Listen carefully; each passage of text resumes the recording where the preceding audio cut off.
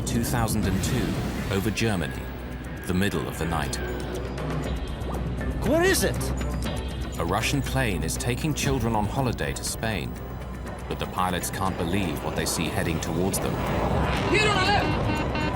Increase climb. Climb, you said!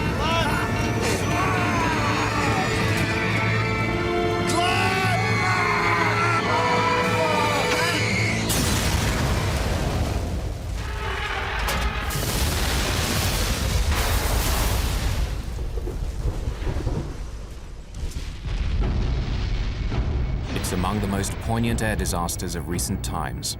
How could two planes collide over one of the most closely regulated areas in the world?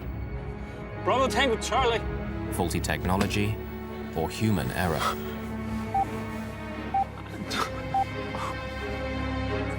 Oh!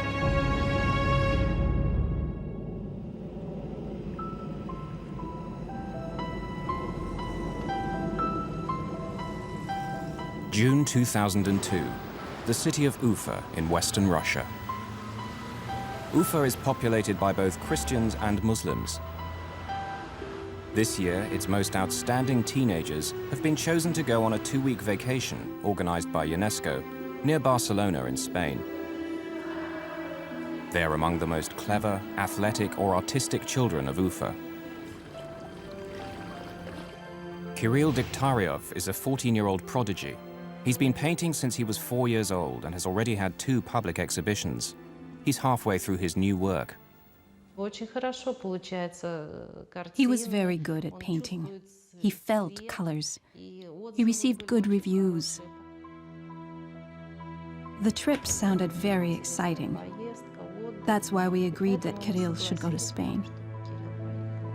He just graduated from grade 9. He needed some rest, and it was a good opportunity for a summer holiday.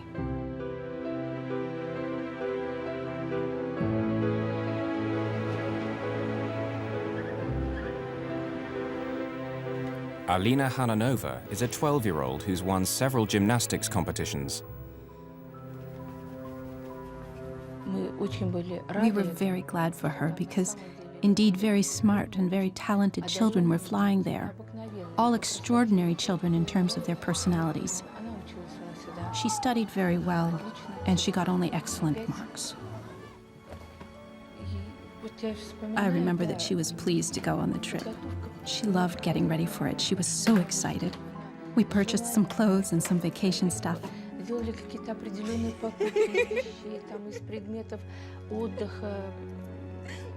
As she was born, I informed my husband, and he cried because he was happy to have a daughter.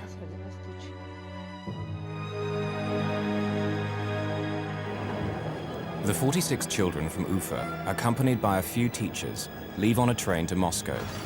There, they're due to catch their flight to Barcelona. But in Moscow, things start to go wrong. The tourist agency accidentally takes the children to the wrong airport, so they miss their plane. They're terribly disappointed. While the agency tries to sort out the mess, the children go sightseeing in the Russian capital.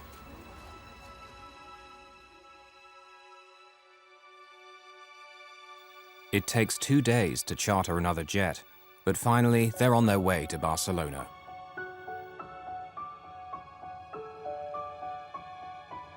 On July the 1st, 2002, the children from Ufa board their plane at a Moscow airport. The Kaloyevs are not part of the school group. They're going on a holiday to meet their father, who's an architect, and is finishing a project near Barcelona.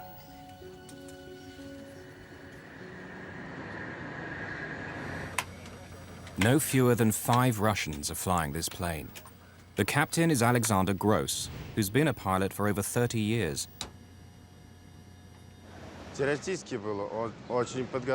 Alexander had a good theoretical knowledge. He was very smart. Today, the first officer is Oleg Grigoriev. But actually, Grigoriev is the airline's chief pilot. On this trip, he'll be evaluating Captain Gross's flying. If you did something wrong, some captains would criticize you very rudely. Others would be very formal and polite. But Oleg Grigoriev would express his disapproval in a gesture, like that, meaning, why on earth did you do that? Captain Gross is in command, but Captain Grigoriev is his supervisor. If it comes to the crunch, who will really be in charge? Seated in the left rear is Murat Itkuyilov, normally the first officer, but who's not officially on duty because Grigoriev is in his seat. Nevertheless, since he'll soon be promoted to captain, his opinions are considered. Мурат был профессионален как пилот, любил летать. Murat was a very professional pilot. He loved to fly. Murat was interested in the new stuff in aviation and always kept up to date on the most progressive things brought in. Also on the flight deck are an experienced navigator and a flight engineer. Just before 11 that evening, Bashkirian Airlines Flight 2937 leaves Moscow. The plane is a Tupolev 154.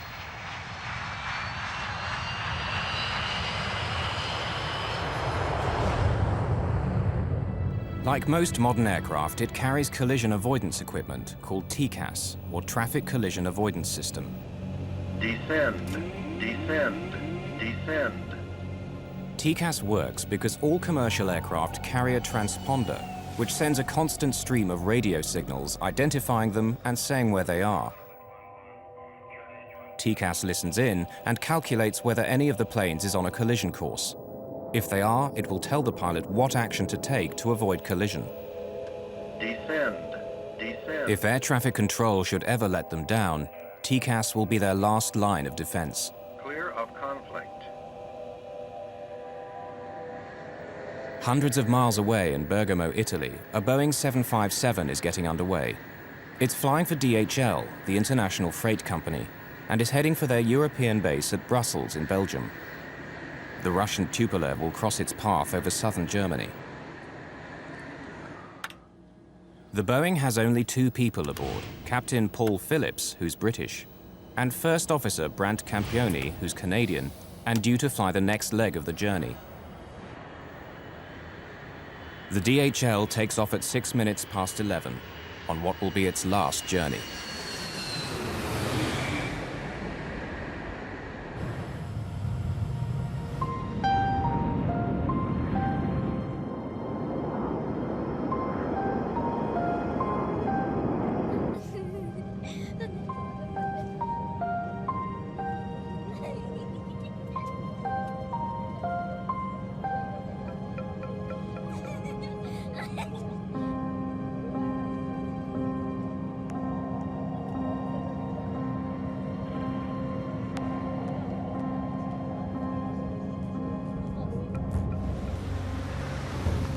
Ten to 8 at the Skyguide Area Control Center in Zurich, Switzerland. The busy day shift has ended and the night shift is reporting for work. Peter Nielsen is an experienced controller. He's been doing this job for 8 years. The center regulates air traffic in southern Germany as well as northern Switzerland. Tonight, there are only 2 controllers on duty. But the traffic in their sector is light, and Nielsen's colleague decides to take a lengthy break, a common practice at Skyguide. Peter Nielsen is now responsible for all air traffic on 2 radar screens, which sit several feet apart. At 10 past 11, 2 technicians arrive. They inform Peter that Skyguide management has authorized them to carry out maintenance work on the main radar. While they do so, the screens will work much more slowly, and will give no visual 2-minute warning if planes are getting too close to each other. Thai Inter 933, route Trotzigen Allgäu. Bavarian 350, descend flight level 270.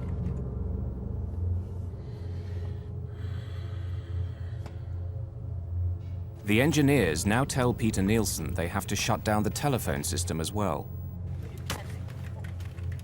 They switch over to the standby phones.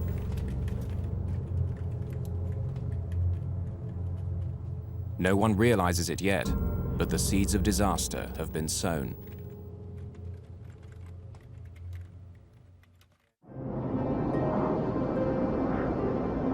The Russian plane, filled with schoolchildren, is now over central Germany and flying towards Switzerland. Captain Grigoriev gets final clearance from the last German control center before they cross south into Switzerland. 128.05, Bravo Tango Charlie, 2937. Goodbye. The German controller hands over the Russian plane to Skyguide, where Peter Nielsen is at the helm.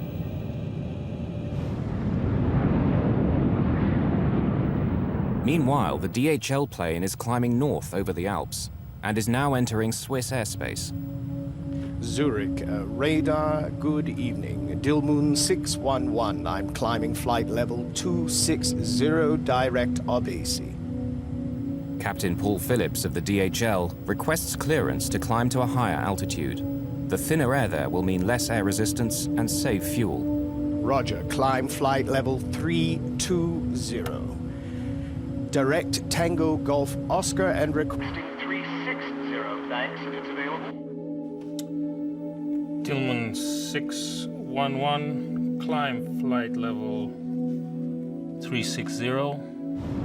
The DHL reaches flight level 360, or 36,000 feet, the same altitude as the Russian plane. And they're on a collision course.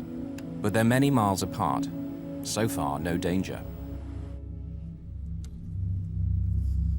Now the assistant gives Peter Nielsen a new flight strip. An Airbus Aero Lloyd Flight 1135 is flying to the airport of Friedrichshafen nearby. It's going to increase Peter's workload dramatically over the next 5 minutes and have him switching from one screen to another. Peter tries to dial the airport control tower at Friedrichshafen to discuss handing over the Aero Lloyd flight to them, but the line is dead. He tries a second time. The phones aren't working. The Aero Lloyd pilot is trying to make contact with Peter. He has to leave the Russian pilots unattended. Zurich, good evening. Bravo Tango Charlie. But the Russian pilot is also calling him on the other screen. Aeroloid 1135, roger. Call you back. Station calling. Say again, please. Zurich, good evening. Bravo Tango Charlie, 2937. Level 360. Bravo Tango Charlie 2937, squad 7520. The Aero Lloyd is calling again. Yeah, expect so. Call you back shortly. Now another plane needs him. A Thai Airways flight heading north. Thai Inter 933. Contact now on Munich 132.140. Goodbye. 140, Thai 9. Air traffic controllers are used to handling tricky situations. But tonight, Peter's equipment isn't working properly, and he's controlling 2 screens at the same time. Normally, his radar would warn of any impending collision. What he doesn't know is that tonight, it's out of action. Correct. What is your present heading? Present heading is 265. Roger. Right turn, heading 280, vector ILS 24. Right heading 280 to expect ILS 24, Aeroloid 1. Peter wants to get this Aero Lloyd flight off his hands.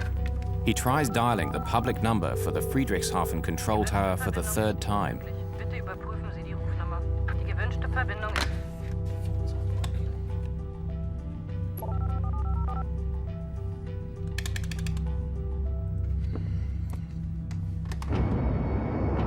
Meanwhile, the Russian airliner and the DHL plane are still heading towards each other at a closing speed of over 800 miles per hour. Neither crew is aware that they're only 2.5 minutes apart.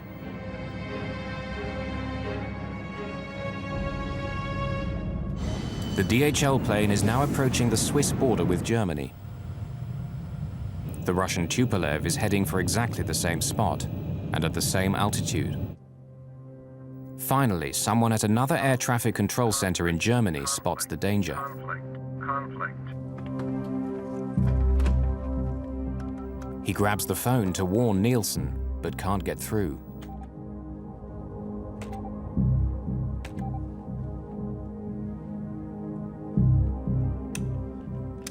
international air traffic rules prevent him from talking to the pilots directly.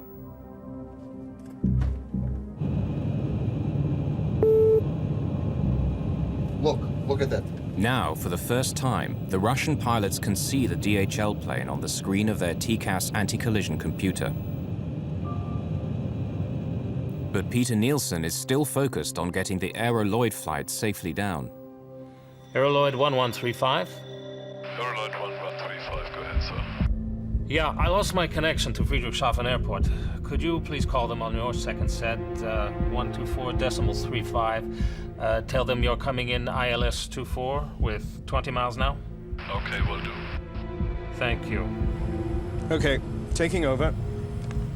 On the DHL cargo plane, the crew is relaxed. They don't know they're on a collision course. Their TCAS hasn't sounded a warning yet. Stuff I can get you? The first officer goes to the washroom. On the Russian plane, the pilots are getting concerned.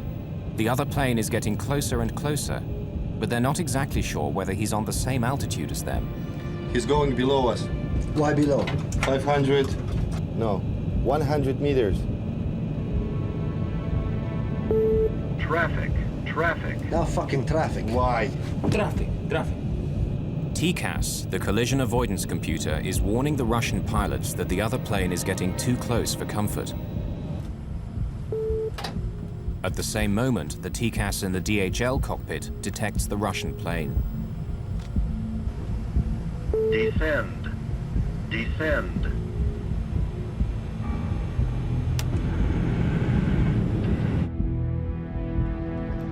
Peter Nielsen finally realizes what's happening.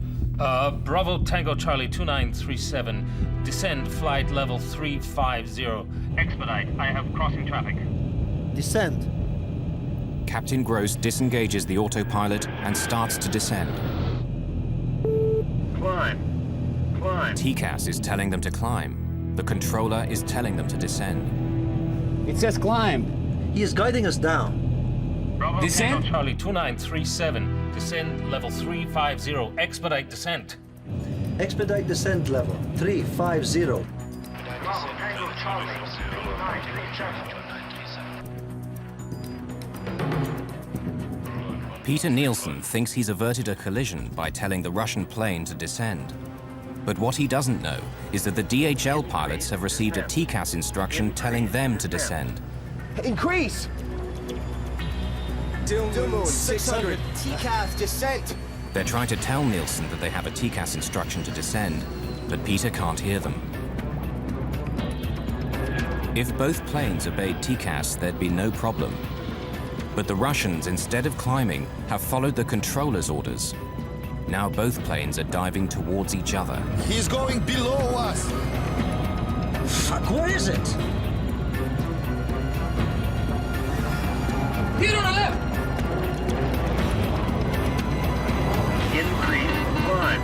Increase climb. Climb, it says! Climb! Descend! Fuck, descend hard!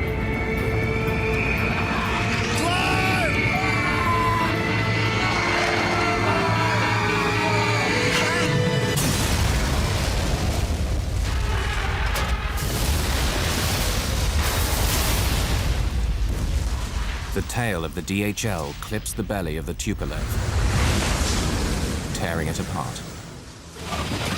The pilots soon lose consciousness.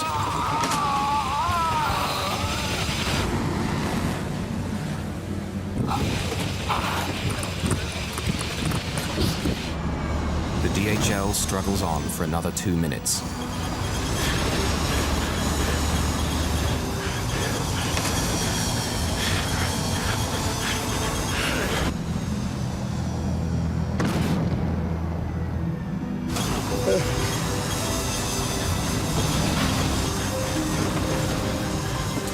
It will crash 4 miles away.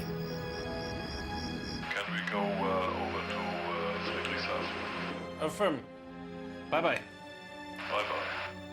Peter is unaware of what just happened. Bravo Tango Charlie 2937.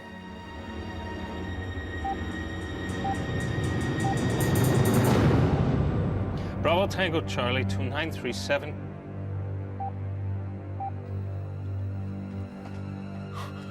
Bravo Tango Charlie. This is the nightmare that every controller hopes will not happen to him. Two of his aircraft colliding, killing scores of people. Oh! Peter Nielsen leaves the control room for the last time, but his story is far from over.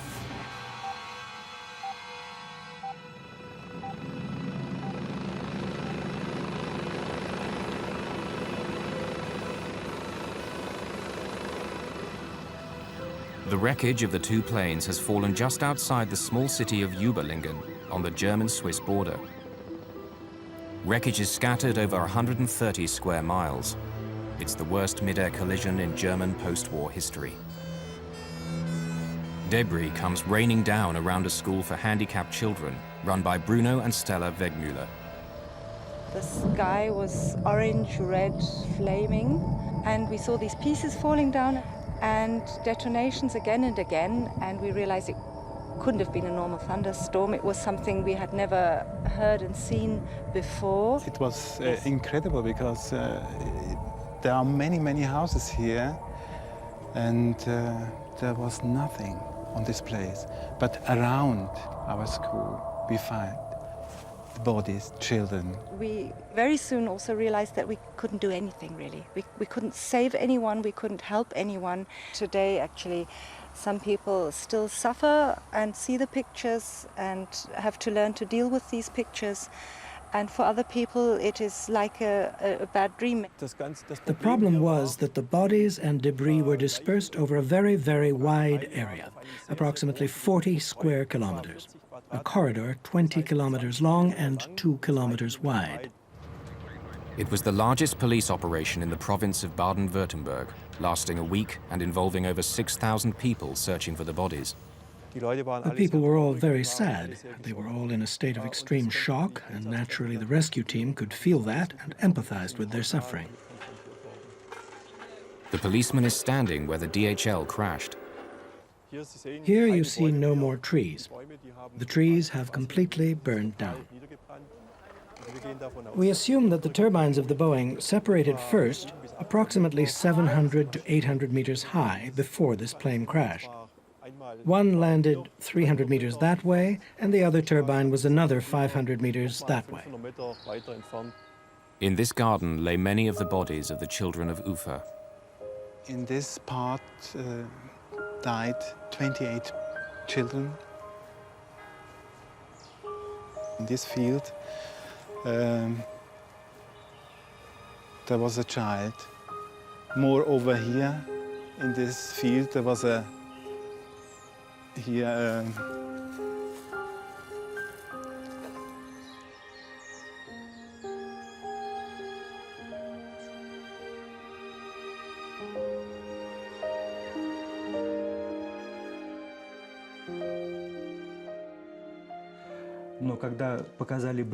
When they showed a close-up of an airplane, I saw an emblem of our Bashkir Airlines on the rear of the aircraft.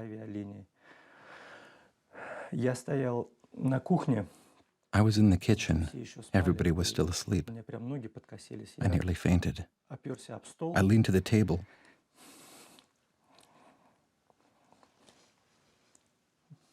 I didn't know what to do. The Hananov family lost their only daughter. Irina Degtarieva lost her only child.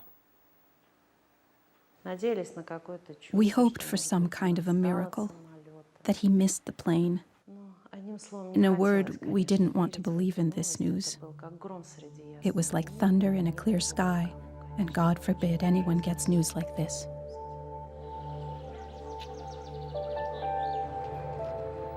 Vitaly Khaloyev, the Russian architect, was awaiting his family in Barcelona. He's one of the first to arrive in Überlingen. Although the relatives are not encouraged to participate in the search, Vitaly cannot help himself.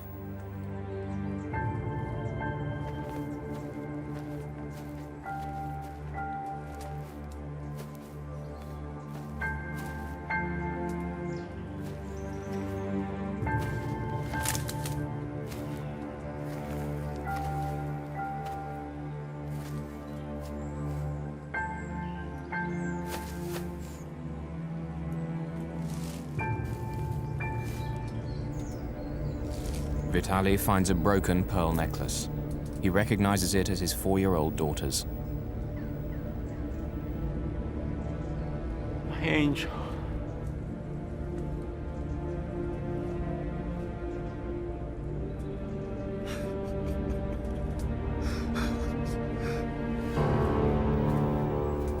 Amazingly, amidst all the carnage, Vitaly finds his daughter's body intact.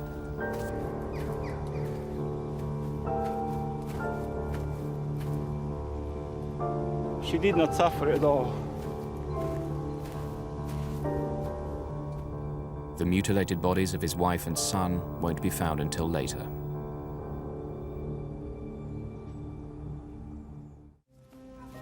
Over 6 days of searching, the rescue workers gather bodies and body parts scattered all over the southern German countryside. By Thursday of that week, 2 days later, the relatives started arriving.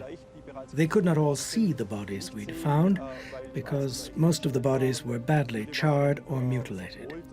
We didn't permit the relatives to view the bodies in that condition.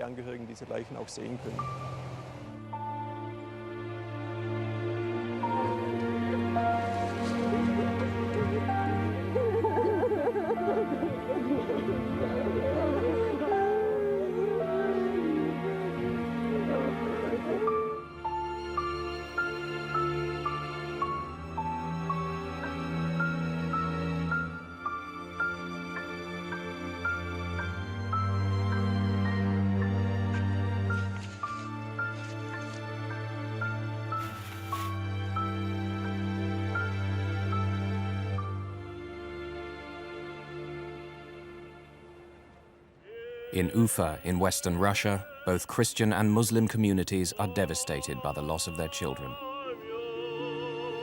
In the cemetery, where 53 of the people in the Tupolev are buried, there are 2 double rows of gravestones, with the Christian Orthodox on one side and the Muslims on the other. It's eerily reminiscent of the seating arrangement on the plane.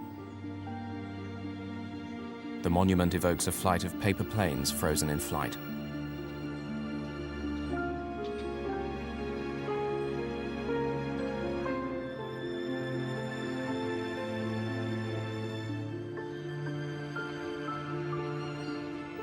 This is Kirill's grave, the young talented artist. And this is Alina's, the 12-year-old gymnast.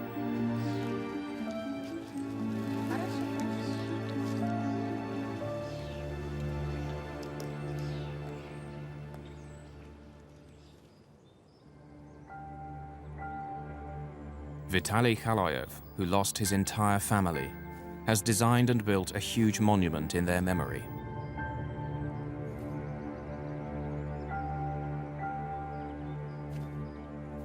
Day and night, he lingers at the cemetery, inconsolable.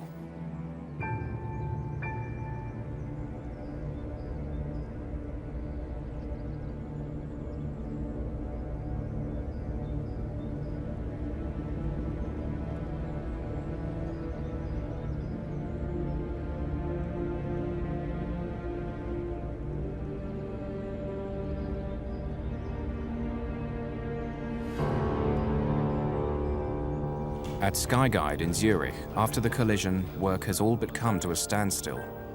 People were in a state of shock. They were shocked, they were helpless, there was a lot of sadness, people crying. And we were criticized for being too technocratic after the accident. I have to accept that. One of the biggest tasks was to maintain operations, because there were planes coming in, going out after this tragedy, and that was a very, very difficult situation for everybody. For the next 3 weeks at the Zurich Air Traffic Control Center, capacity is reduced for lack of available controllers. Peter Nielsen never again worked on an air traffic workstation. If you go through something like that, you're not able to come back. It's too deep in, and it's too big. From an emotional point of view, of course, it was shattering. It was, for me, really, really terrible. Terrible in the sense that it happened to one of my colleagues, it happened to our profession, but it also happened to families who lost their children. The hunt begins for a scapegoat. If two planes collide in empty skies, someone must be to blame. At first, some suspect the Russians. The pilot of the Russian plane is said to have ignored repeated instructions from air traffic controllers. And while the repeatedly, they contacted the Russian pilot and asked him to change altitude because he was flying at a level where he should not have been. Now, the Russian pilot never responded to those warnings from air traffic control. The Russian pilots, particularly in Soviet times and also now, but to a lesser extent, were extremely well trained. I have no concerns about the training of pilots. They've been trained for almost every operational possibility that could happen. Why did the TCAS device meant to avoid collisions, in this case maybe help cause one? And why didn't the Russian plane descend when first ordered? A language problem? Controller commands are always in English. I knew everybody from that crew. Everybody knew English enough to speak with controller. So who is to blame? The media spotlight now falls on controller Peter Nielsen. He was the man who'd guided the two planes towards each other. They were under his control. He must have caused them to collide. I was as shocked as I could have been with any other name or any other colleague. I was just very sorry for him. The media coverage about the incident very often makes you angry because these statements are taken out of context. You really get the impression they just want to fill the newspaper, they write whatever they get. They go after colleagues, they give them a call at home, they follow you wherever you are. You don't deserve to be the boogeyman for everybody. And that's something which really is still very difficult to accept, that suddenly we are some sort having to take the blame because the others are dead or the others are hiding behind politics, rules and things like this. We started to leave this building by the underground exit, which leads through another building, just not to see anybody. They were asking people on the street in Kloten, people who were not involved at all, just to broadcast something in the evening. And that makes you angry, and you cannot resist it. And what more do we know about this Swiss controller at the center of the investigation? He was chased by the media. He was accused of being a murderer. He's the man, obviously, everyone wants to talk to, but at the moment, the Swiss say he's in no position to talk. And we heard today that the Swiss authorities have opened an investigation to see whether there's enough evidence for charges of manslaughter. The accusation was manslaughter by negligence in 71 cases. And the speciality is that in this case, the investigating judge has been working on a investigation on his own, independently from what the Aviation Investigation Board of Germany did. Meanwhile, that investigation is underway, headed by Germany's air crash detectives, the BFU. By the fifth day, they've read all the black boxes. So this is a typical voice recorder, which was built into the Tupolev 154. It shows two reels. The recording time of this recorder is 30 minutes. And this is rather solid, but the original voice recorder of the Tupolev was heavily damaged. So we had to remove the tape and replay it on such a specialized tape recorder. This is the hangar where wreckage of the planes was examined. This one here is the lower surface of the right wing of the Tupolev, and that remaining stub here went below the Tupolev and caused these scratches. That top part of the vertical tail remained at the accident site on the main wreckage of the Boeing. But could this accident have been avoided? TCAS normally has a safeguard mechanism called a reversal. If an alert is issued and one aircraft crew ignores an instruction, TCAS orders a reversal. If the TCAS on aircraft A senses that aircraft B is still on a collision course, it will tell it to go in another direction. But it didn't. Why? One of the major requirements for that is that both planes have to be at least 100 feet apart in altitude. But this requirement was not met at the time. That's why no reversal was given. When the DHL's TCAS saw that the Tupolev wasn't climbing, it could only tell its pilots to descend even faster. Increase descent.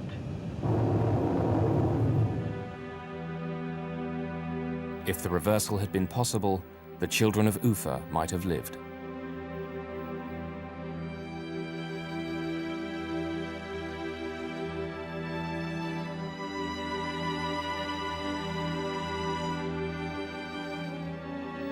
July 2003. Many parents returned to Überlingen in Germany for the first anniversary.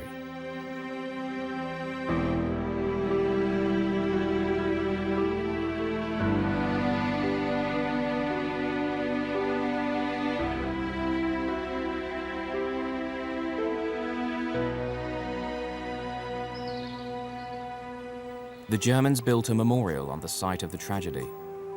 It's made up of a series of giant silver pearls on a broken necklace.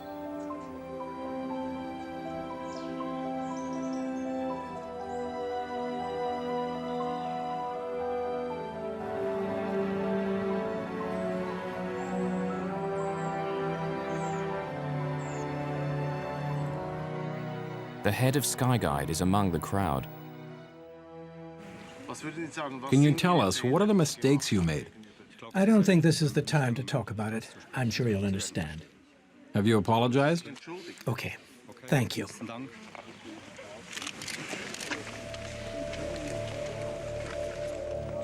Among the parents is Vitaly Kaloyev.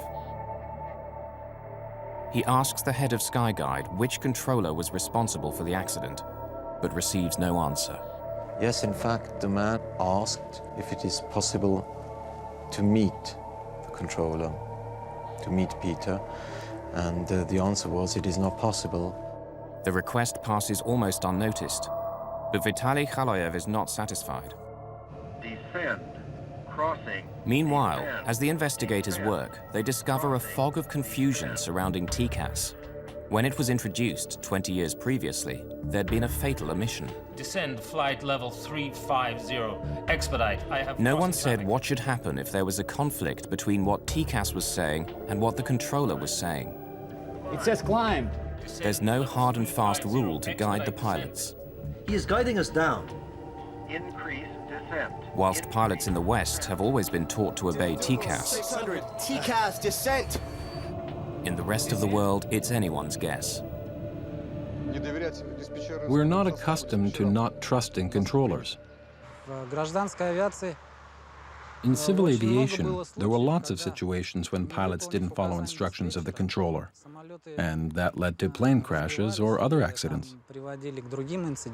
The mentality of Russians is still very much in the lines of the old Soviet ways, and they're much more inclined to follow instructions than to do what they think may be appropriate. They always reckon that the other guy knows better. The potential for a terrible accident was there, and a year and a half before the Überlingen tragedy, it nearly happened. Over Japan, 2 jumbo jets with 677 people aboard came so close that they filled each other's windscreens. The violent avoidance maneuver caused 100 people to be injured, some of them seriously. This was seconds away from being the worst plane crash in aviation history. Once again, a pilot had listened to the controller instead of his TCAS. Descend. It should have served as a warning to everyone. Yet from ICAO, the International Civil Aviation Organization, there was only silence. ICAO is responsible for drawing up the rules of commercial aviation. German investigators say that their vagueness about how to use TCAS was one of the reasons for the Überlingen disaster. I think this is the first time that I remember any major accident investigation, the one done by the BFU, fingering any of the aviation authorities in any serious way. And this is a serious way. So I think this is quite unique. If ICAO had carried out a detailed investigation of the incident in Japan and made recommendations that led to changes in procedures, this probably would not have happened. ICAO did not feel it necessary to get involved in this, and they left it entirely up to the Japanese authorities. Had it been a collision, maybe they would have got involved. After this near miss, the Japanese government immediately asked for their guidance. But unfortunately, ICAO only acted on the request 18 months later, after the Überlingen disaster. Perhaps the ICAO procedures and standards, but in particular operating procedures for airborne collision avoidance, were somewhat ambiguous or open to interpretation. The Japanese incident was not the only warning ICAO received. In the 2 years leading up to the Überlingen collision, 4 other near misses happened in Europe alone because one set of pilots obeyed air traffic control instead of their TCAS. If I have to summarize the advice that we gave the world, if a warning comes from ACAS, pilots should immediately follow it at all times. With the benefit of hindsight, you always ask yourself, could we have done more? And an accident is a wake-up call for everybody. All of these regrets are of little comfort now to the grieving parents of Ufa. Everything that was good is in the past and was connected with my child. All the hopes, dreams were connected with him, with his future. And now, nothing left. At least I've got nothing left. So the right way to put it is, my life didn't change. It stopped.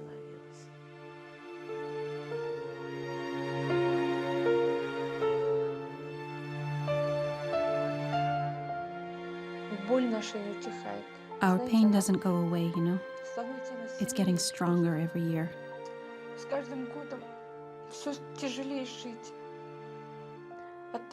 It's getting harder to live. At first, we had a hope that she'd come back, that time would pass and things would fall into right places. And now the hope is gone. And the worst thing is that the kids were flying happy. Healthy kids were going on a vacation. And some grown-up people made a mistake, made a fatal mistake. And the kids were gone.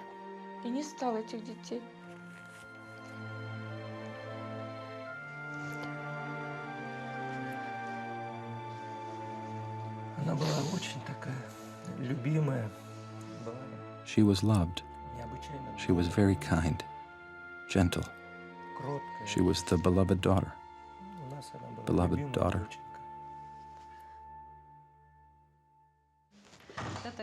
This is Kirill's room. Everything in this room is like it was when he was alive. Nothing's changed.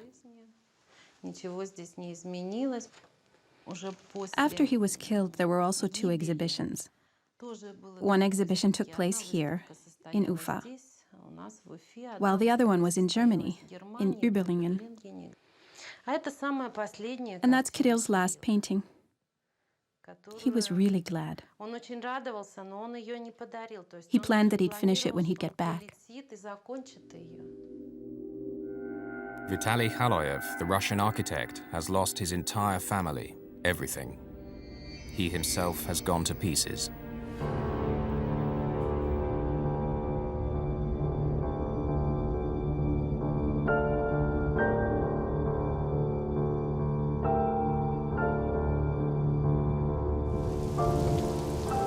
He's become obsessed with finding out who is responsible for the collision. Khaloyev decides to travel to Zurich to play out the last tragic chapter in the Überlingen story. On February the 24th, 2004, a stranger calls at the house of the controller, Peter Nielsen.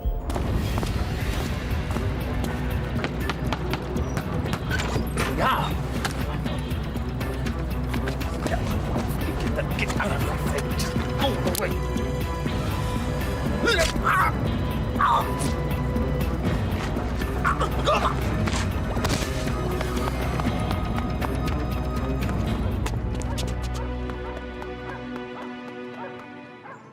It was just the saddest thing you can imagine.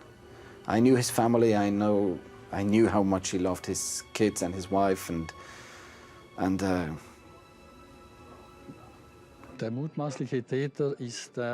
presumed perpetrator is apparently 48 years old and of Eastern origin. He is likely the father of one of the families that was killed at the crash. He likely lost his wife and both their children. They found Vitaly Khaloyev nearby in a hotel.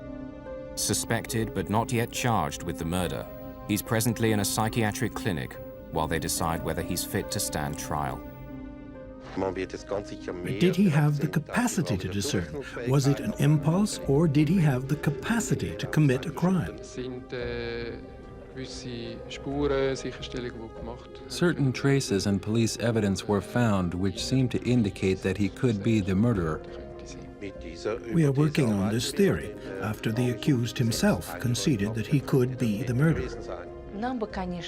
We didn't want him to be killed.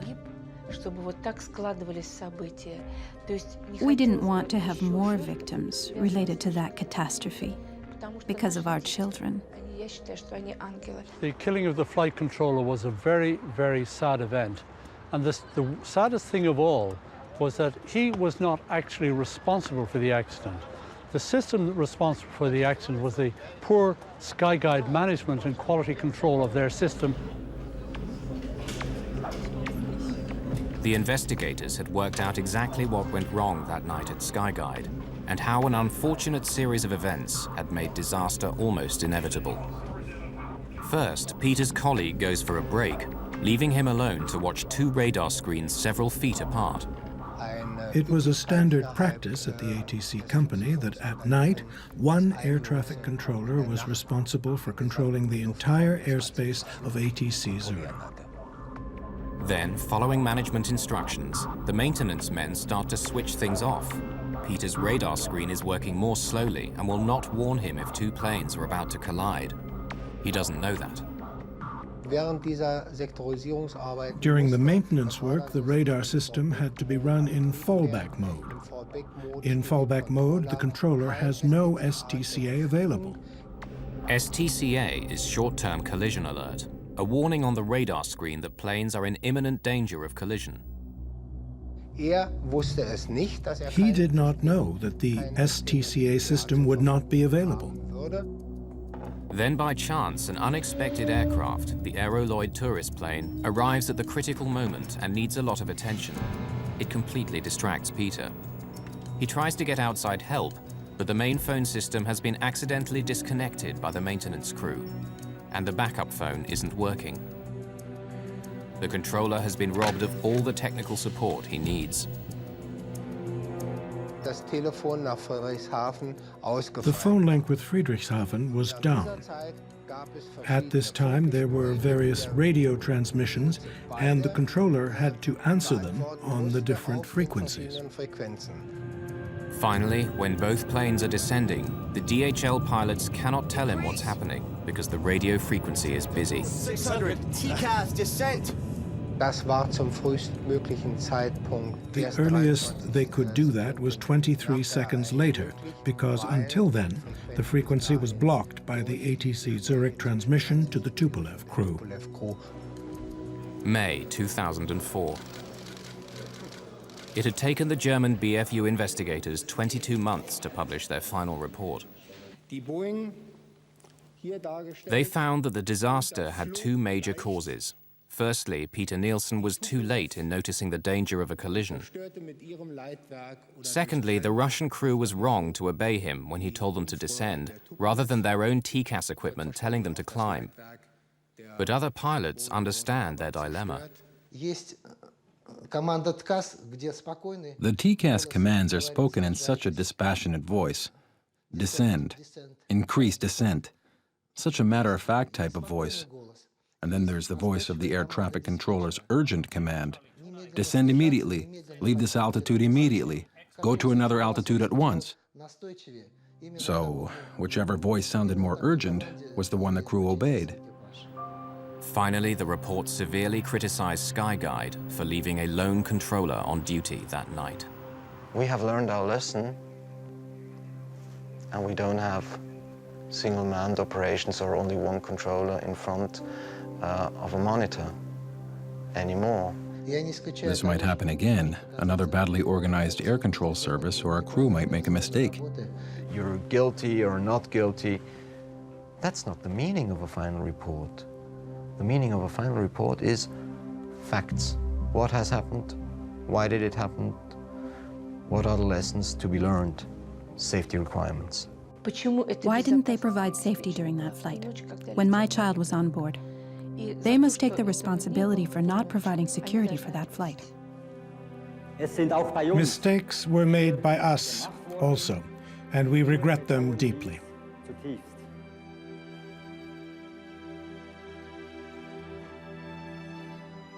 We acknowledge our responsibility as set out in the BFU report, and we ask the families of the victims for forgiveness. At Skyguide in Zurich, a rose now sits in a vase in memory of Peter Nielsen and the tragedy of Überlingen.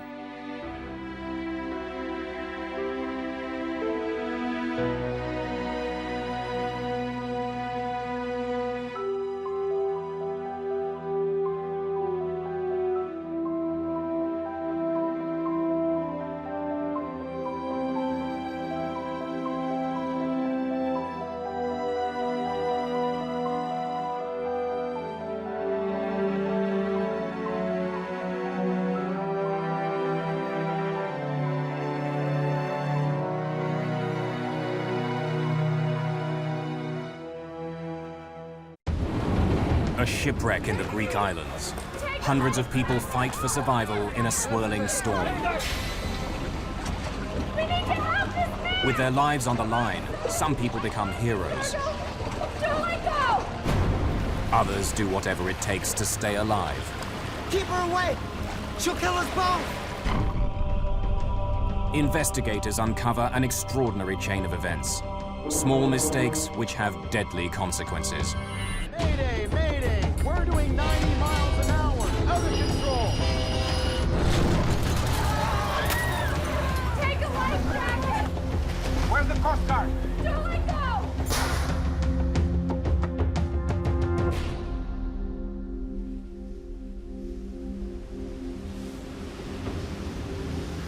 A passenger ferry pushes its way through a storm. What is that?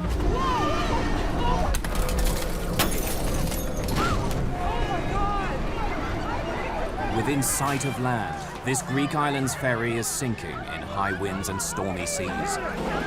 There was a hole, and it was going to sink, and it was going to sink fast. A huge rescue operation kicks in. Rescuers must risk their own lives. I never want to be in that situation ever again, because it was terrifying. But I had enough time to think, okay, well, this is the part where I die. It was like a catastrophe. It was as if it was coming the end of the world for this island. For the people of Greece, it's a national disaster, the worst of its kind in 30 years. Discovering why it happened will take months of detective work and raise this question: how safe are the ships we sail on?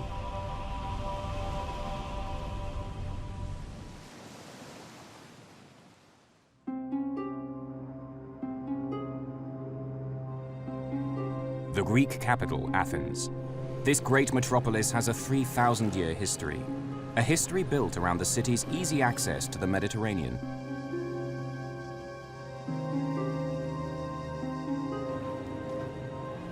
The harbor district of Athens is called Piraeus. Ferry boats ply back and forth between here and the more than 200 islands scattered throughout the Aegean Sea. For island hoppers, this is where the adventure begins.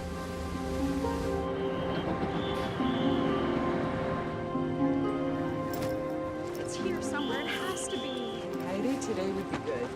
I'm hurrying. Are you sure you don't got... Tuesday, September the 26th, 2000. Christine Shannon and Heidi Hart from Seattle are close friends. They've bought tickets for a ferry ride to the island of Paros, 166 kilometers to the southeast.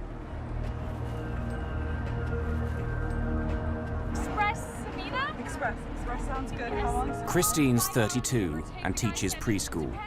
Heidi's 26 and just graduated from college. She wants to go into business management. It's been a crazy kind of day. They'd planned on going to the island of Santorini, further south. I have it. Okay, let's go. We have to hurry. Now I have the tickets. Let's go. We'd been enjoying Athens the night before a little too much, and we overslept and missed our Santorini boat. I had never heard of Paros. I even asked them, well, show me on a map where the island is, and then I said, never mind, it doesn't matter, let's just go. It's the next boat, let's go somewhere. So it was a fluke that we were on that boat. Here's where chance is steering them. It could be a whole lot worse. If you dream of a Greek getaway, Paros is just what the guidebooks promise.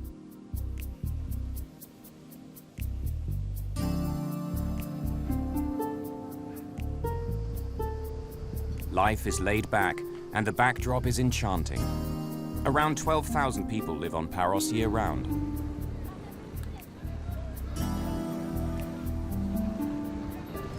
In tourist season, add to that 100,000 visitors.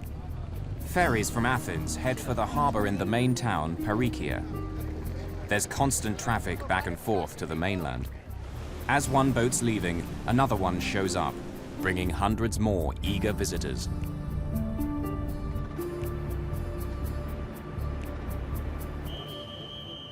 Christine and Heidi are among 472 passengers who board the Samina today.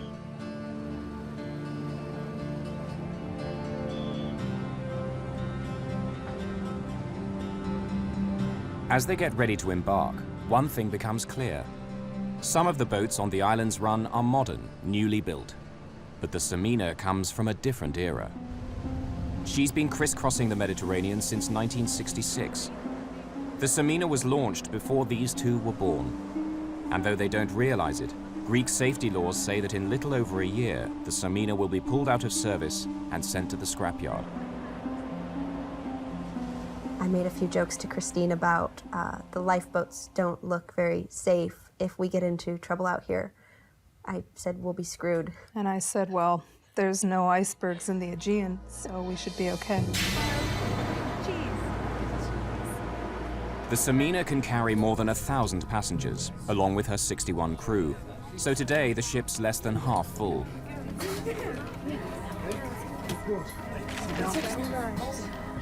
Katrina Stark and her cousin Sarah Davis, both from New Zealand, are backpacking. Like Heidi and Christine, they're literally sailing into the unknown. Paros.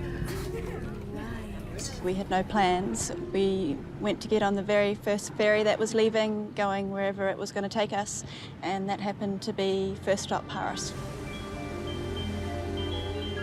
At 7:15, 2 hours into the journey, the sun is setting. There are still 3 hours to kill before the Samina arrives.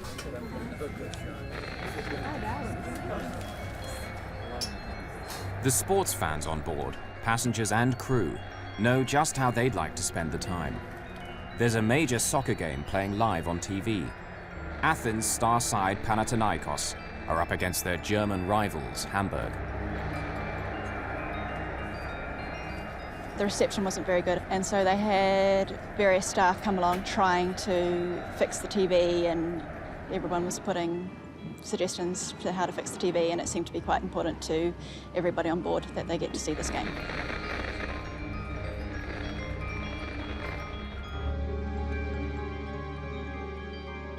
At 8 p.m., the Samina passes the island of Kithnos. They're on schedule to reach Paros at around 10:15. The wind is rising, the sea is growing rougher, but these northerly winds, known as the Meltemi, are frequent at this time of year. The Samina has weathered conditions much worse than this over the past 3 decades. I'm gonna take a nap. Heidi and Christine are the only people left outside. They think their tickets don't allow them to go in. Wake me when we're there. I said, we have third-class tickets. We have to stay out on the deck. It's going to be a cold, wet, terrible night. But I didn't even think to go downstairs where most of the people on the boat were. For the crew of the Samina, the nighttime journey is routine. Hazards such as reefs and rocks are all clearly marked on their charts. Many have warning lights. Two jagged outcrops rise from the sea within sight of the main harbor on Paros, Parecia Bay. Known as the Portes, or the Gates, they lie 5.5 kilometers from the town. For every mariner sailing these waters, the Gates of Paros are a familiar landmark. They're welcoming, but dangerous too.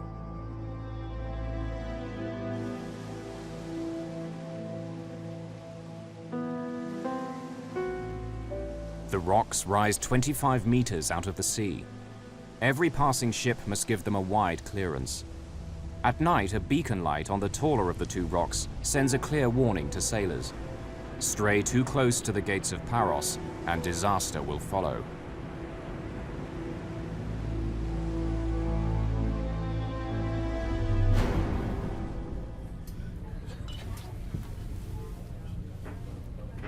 They're still 2 hours away. But they're sailing into a growing storm. Despite the weather, Christine and Heidi are still out in the open. Had I known we could go to any other part of the boat at that point in time, I would have. But I didn't know, and actually being in that part of the boat, I think, was very fortuitous for us because we were able to be aware of what was going on later. Being out on the deck will help save their lives. Soon, everyone aboard will be fighting for survival.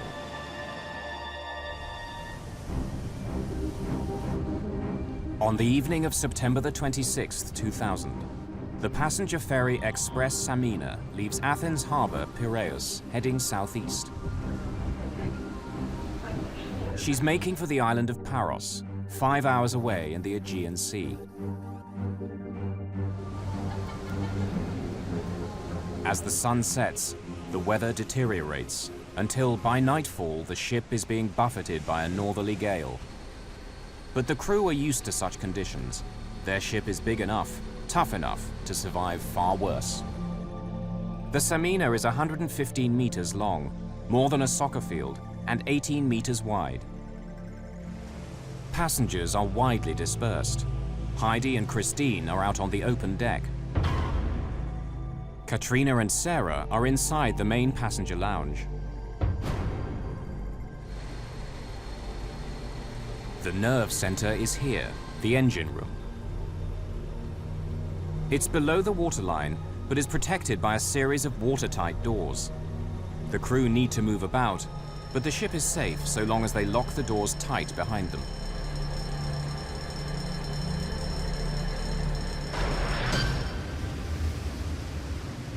To reduce the rolling effect of the waves, the ship also has a stabilizing system, like small wings that extend out into the water. It's still a bumpy ride, but it doesn't stop passengers moving about when they want to. As we got further away and night began to fall, the seas got rougher and it became stormy until it got to the point where you couldn't even walk on board. You had to kind of stumble sideways. People were kind of laughing. It was kind of funny at the time. Being from a place where we ride ferries quite often, it wasn't really a concern to us at the time, but it was pretty rough out there. It's 10 p.m. The wind has now risen to nearly 50 kilometers an hour. Waves are cresting 2 meters high. Despite the gale, visibility is good. Those are the lights of Paros. The Samina's on time and still pushing forward at 33 kilometers an hour. Then suddenly, the ship lurches sharply to the left. What's that? Oh, The boat turned enough that it startled me awake, and I woke up and was kind of dazed a little bit. You can't just park a boat like you're parking a car, and so I thought it was odd that I felt this G-force of the boat turning. Christine said, "Hey, there's lights. I see shore. We must be getting pretty close to docking." The lights of Parecia, even car headlights, are clearly visible just 5.5 kilometers away. But then another light cuts through the darkness.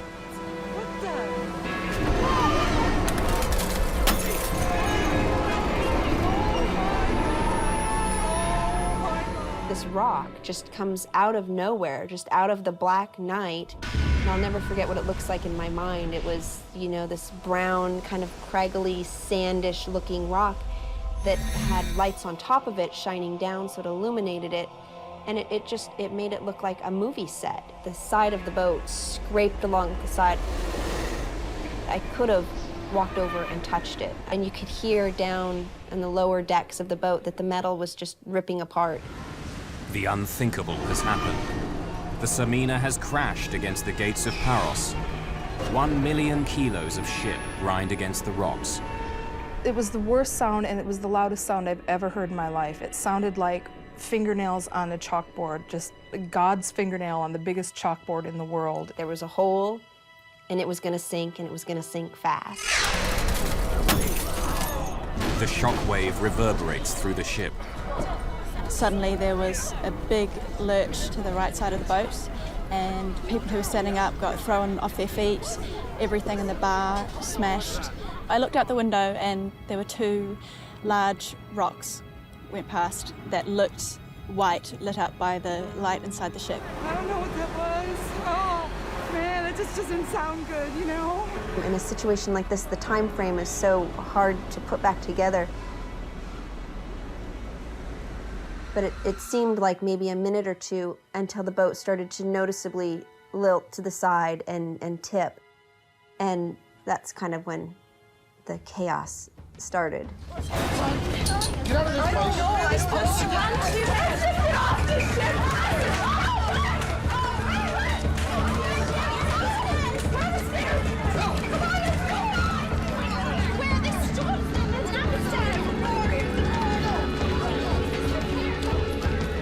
Lots of people were crying, lots of people were praying, holding on to each other, yelling. There was no alarm or siren. There was no one to tell us what we were supposed to do. We need to get off this boat and we need to leave right now. We don't have to panic. Christine said to me, the Titanic took hours to sink. And I said, we don't have that much time. We don't have hours, Christine. We need to leave now. Okay. In my mind, I thought, this boat's gonna sink and we're all gonna die. All these people trying to get life jackets. Being taller, I was able to reach over the heads of most people who were trying to get hold of life jackets and grab 2. The Samina has 61 crew members, but where are they? Passengers must fend for themselves. So I yelled to Christine, come here, I think I found life vest. Hey, just open up. Just take it out. At this point, people were starting to run past us.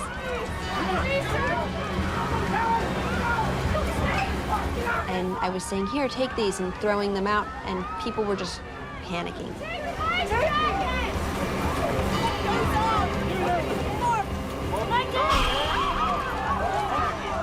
Within minutes of the collision, the ship's lights go out.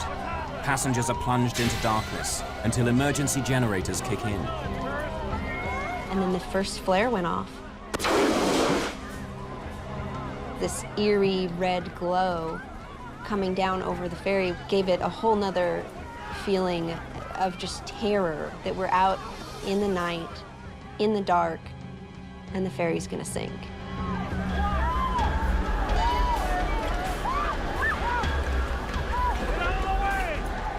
At the harbor, port officials are now aware of the developing crisis. Port Authority Vice Commander Dimitrios Malamas starts to organize a rescue. He needs all available boats right now. What vessels do we have in the area? Alexis Bisbas runs a yacht charter business in Pareikia. The first I heard of the disaster was a phone call that I got from the port police at about 10:15. Can I get out there with my boat as quickly as possible just to help with whatever might be necessary? And there was no way that we had any idea that it was going to be a disaster of that magnitude. Paros has a medical center equipped for the islanders' basic needs, not a major disaster. Dr. John Polyzoides was an ER surgeon for 35 years. Though retired, he helps run the center. We saw the ship was going down, and there were a lot of boats and lights and so on. I personally did not expect anything tragic to come out of that because we were so close also to the harbor. Aboard the Samina, many of the 472 passengers are in a state of sheer terror. It was chaos. It was people not knowing what to do and waiting for a captain or a crew to help us. There was a woman who went through the door just before us, and she, as soon as she got out onto the deck, she climbed over the railings and just jumped off, like didn't look back or didn't say anything to anybody, and just climbed over and threw herself off into the water. There was people holding children over the railings, wanting to throw them down to people in the water. It was quite a terrible scene. The wind hampers efforts to abandon ship. They were releasing inflatable life rafts. They weren't attached to the ship, so as soon as it was released, it was in a big storm, it would get picked up by the wind as soon as it was inflated, and they were just blowing halfway to Athens. The rafts blow beyond the reach of many passengers who've already leapt into the sea. In the confusion, Heidi Hart is knocked flying, striking her head. I kept thinking, if I black out now, you know, I'm done for. This boat's sinking. I have to stay conscious. I had this adrenaline rush, and there was, I mean, a feeling that I would call terror. I mean, I knew instantly this was going to be a fight for our lives. There was some point in time where I literally felt myself leave my body and instincts kicked in. Everybody was running to the rear of the boat, and Christine just looked at me and said, "Go that way, to the front of the boat." And she said, "But nobody's up there." It was the darkest part of the boat. It was the highest part of the boat. She said, "Nobody's up there." I said, "I don't care, go." And luckily for us, that's where we found a lifeboat hanging over the side of the ship.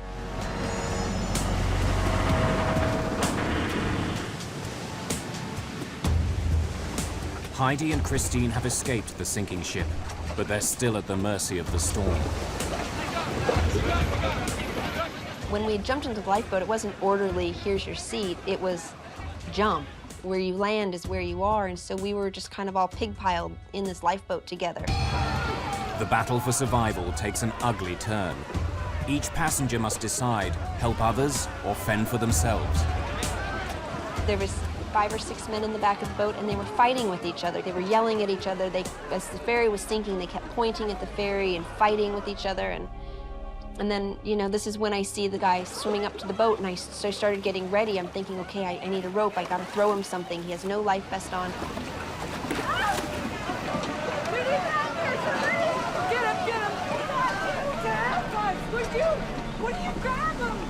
The only thing you could see was his eyes and his nose coming out of the water, and he was just barely making it, swimming towards us. Everybody else on the boat was yelling, no, we can't take any more people on. I've got you, don't worry! I've got you! Now Heidi leaned over and grabbed this gentleman's hand, and I reached over and grabbed her by the waist, and she told me, "I'm not letting go," and I yelled to the other people, "She's not letting go."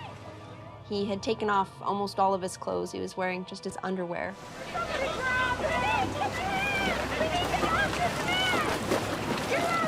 I mean, I'm not a very big person. I'm 5 feet tall. Just me trying to pull him in the boat wasn't gonna work. The men in the lifeboat realize that Heidi won't let go and finally help haul the drowning man on board. I don't know what they were thinking. They were panicking. So, I mean, who am I to judge what other people were thinking and doing? But there was a lot more that could have been done that night. Of the 533 people who set out on the Samina, many are now in the sea. Others are still trapped on the vessel itself. The ship begins to roll over. If it goes down, dozens of people will be dragged down with it.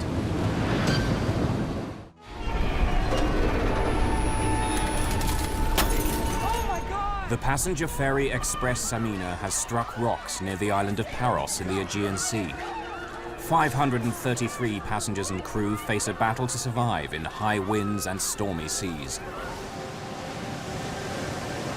Some people have managed to clamber into a lifeboat.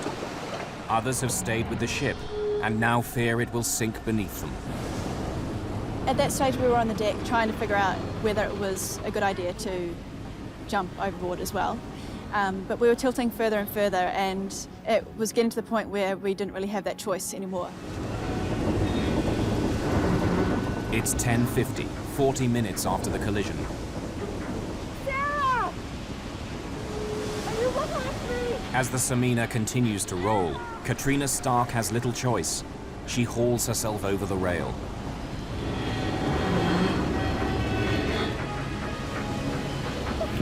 The ship has turned completely on its side. Katrina is sitting on the hull. Should she try to swim for shore or wait for rescue? While I was sitting there thinking about that, all of a sudden, the ship just sank underneath us and sucked us down and everything around it. I don't know how much time we were under the water, but I had enough time to think, okay, well, this is the part where I die. This is the part where I drown. I kind of thought, well, okay, that's fine, and had enough time to be okay with that. Just as we got there, we saw the ferry sinking, which was an extreme sight. And to see this entire ship sink beneath the waves and to be gone and just leave us in our little lifeboat, it was amazing. It was almost beautiful in a sad sort of way. And then complete blackness, darkness, huge waves.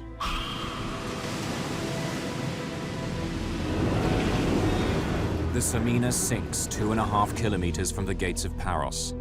Even without its engines, wind, waves, and the ship's own momentum carry the Samina closer to the shore. The sea here is 38 meters deep. As the Samina goes down, huge bubbles of air escape from the ship, making the water less dense, making objects in the water sink more quickly. Katrina Stark sinks several meters before the buoyancy of her life jacket pulls her up again. As suddenly as I had been sucked under, suddenly I popped out the top. Her priority now is to find her cousin, Sarah. In the storm, she can't tell where she is. The waves were so big that for 1 second it sounded like she was over there, and so I tried to swim that way, and then the next second it sounded like, oh, she's over there. I tried to swim that way. Sarah! Sarah! I can hear you, but I can't see you! Sarah! Sarah! Eventually I just said to her, okay, make sure that you get on a boat and get back to land, and I will see you back on shore.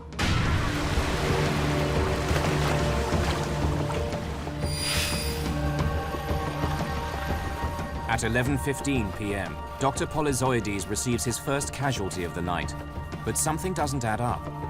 They brought a man on a stretcher. He was semi-conscious, and then we started working on him. He had hardly any blood pressure, and when we were resuscitating him, I realized that he was dry, which it meant that he didn't actually, he was not from the ship.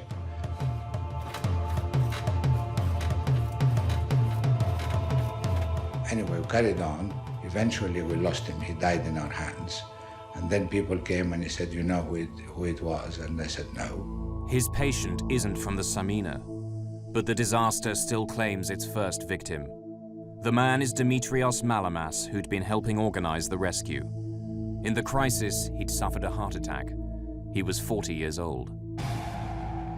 So you can understand, even at this early stage, although we did not know the number of people that were going to lose, there was that sense of tragedy immediately from the very beginning. A local shopkeeper, George Skandalis, grabs his video camera and captures these first raw images as survivors begin to appear. As soon as we got close enough to shore, and when I saw this white cathedral with the blue dome top, that was when I finally knew we made it. We're gonna get to shore, we're gonna be alive.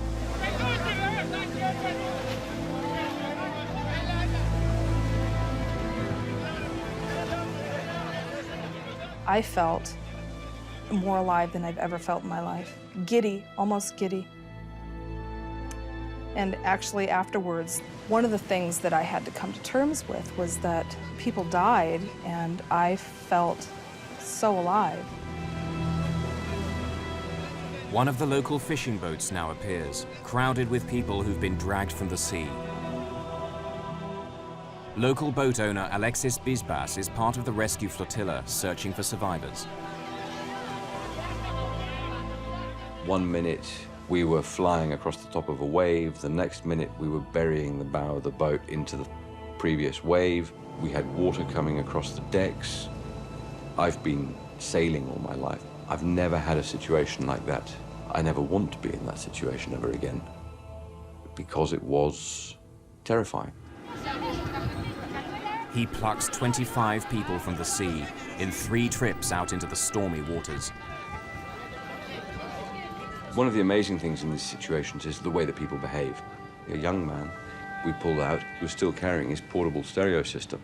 So the one hand's trying to grab hold of the boat, and the other hand, as we realized, was being hampered by this stereo system that he still had in his other hand.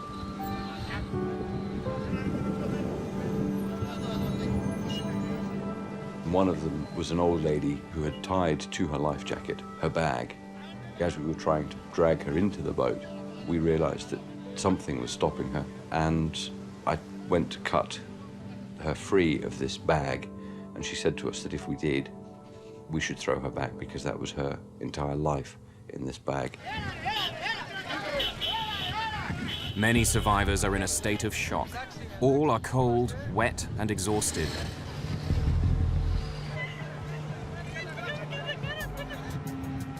Just a few hundred meters away, dozens of people are still in the water, trying to stay alive until they're spotted by a rescue boat.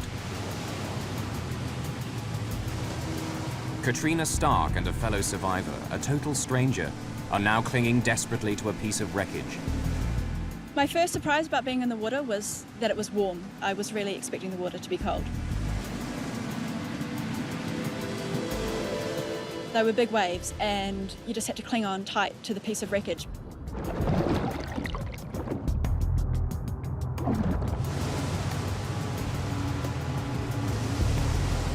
Not too far away from us was an older Greek woman who couldn't swim. And she was panicking and was screaming and yelling, trying to get someone to come and save her. And the guy that I was with was saying, she's going to want to come over to us, and if she grabs hold of us, she's going to drag us down. Keep her away! She'll kill us both together! She had kind of wild eyes, like she was clearly panicking. And a big wave came and washed over her, and she didn't come back up out of the water. She had drowned.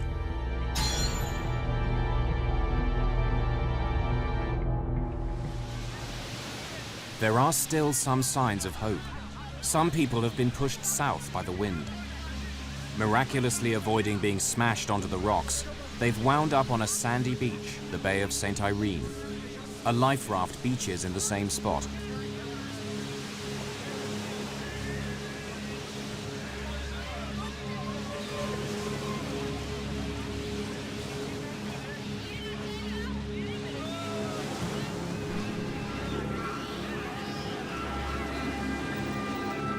They're safe now, but the terror these little children have gone through is hard to comprehend. More than 400 survivors have now wound up on the dockside.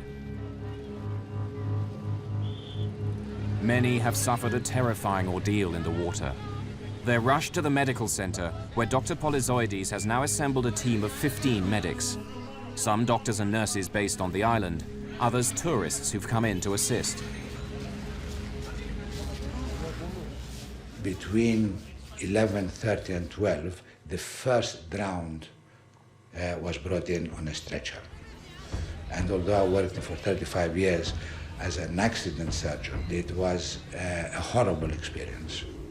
And that was the beginning of the horrific feeling which I had that this is serious now.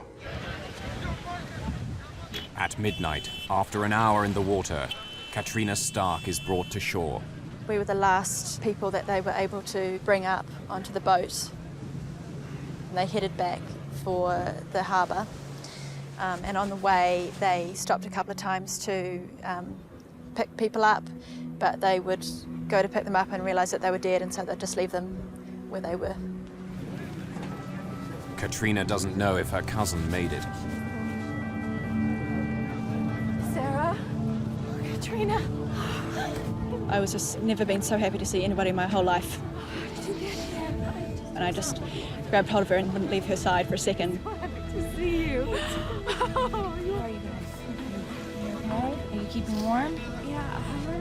It was terrifying. I mean, it's been 5 years since the accident, and I still have nightmares. I still think about it. It will still make me cry. You guys have had quite a shock being in the water. It was traumatic, and it was very scary, but it was also a singularly defining moment in my life where I was able to use all of the resources I had to survive. I think we've got him. Pull, pull, pull, pull. I don't think I would have chosen not to live through this.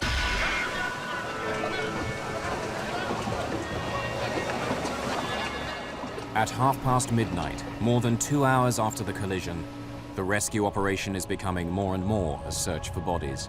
When you start seeing the bodies in the sea, somebody that I knew that an hour ago they were breathing, and suddenly they're dead, and it was very distressing. I mean, it took me a very long time to put it out of my mind. It was very difficult. 25 people are now confirmed dead. As victims continue to arrive, Dr. Polyzoides is overwhelmed. Do I go to this room and try and save someone? Do I wait and see whether it's worth saving? And it was like a catastrophe. It was as if it was coming the end of the world to this island. So it was almost like you're seeing a movie that's not happening to you. Every half an hour, the number of bodies increased. By 2:30 a.m., the number of dead reaches 60. There's no room for so many bodies in the medical center. The Church of St. Nicholas on the waterfront now becomes a temporary morgue. The search for people, alive or dead, continues right through the night. Very soon, investigators will begin to ask tough questions. Who's to blame for the sinking? Why did so many people have to die?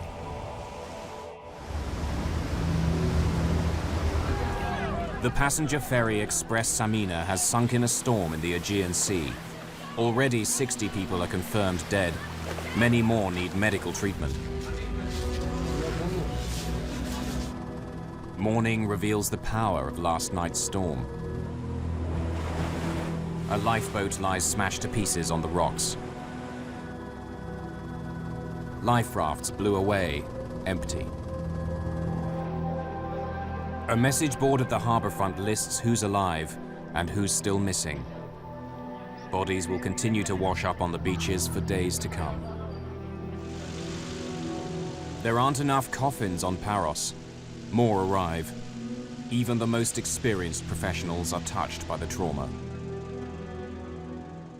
I was so shaken by this that I didn't sleep for 2 nights, and on the third night, where I went to sleep, I dreamt that my son was drowning.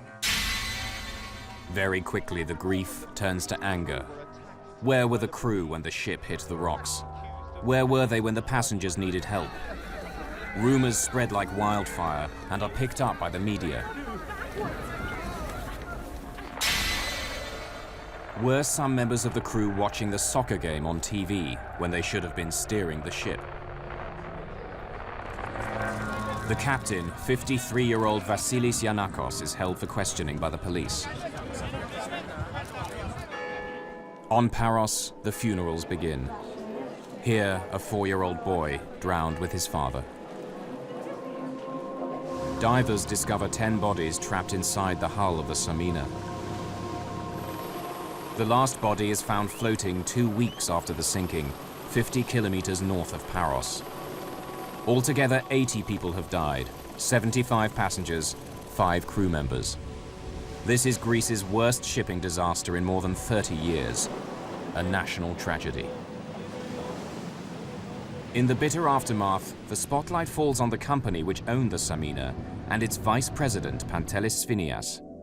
He could face criminal charges, as well as multi-million-dollar compensation claims.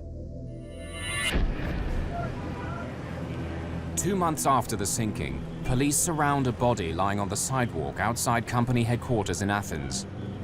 Sphinias has jumped out of his 6th floor window, committing suicide.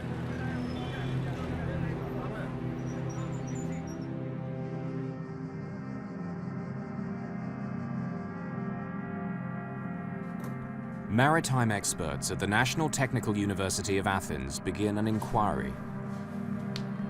Detailed testimony is gathered from 46 crew members, as well as 192 passengers. The Greek legal authorities want the university to give them a thorough explanation of what happened.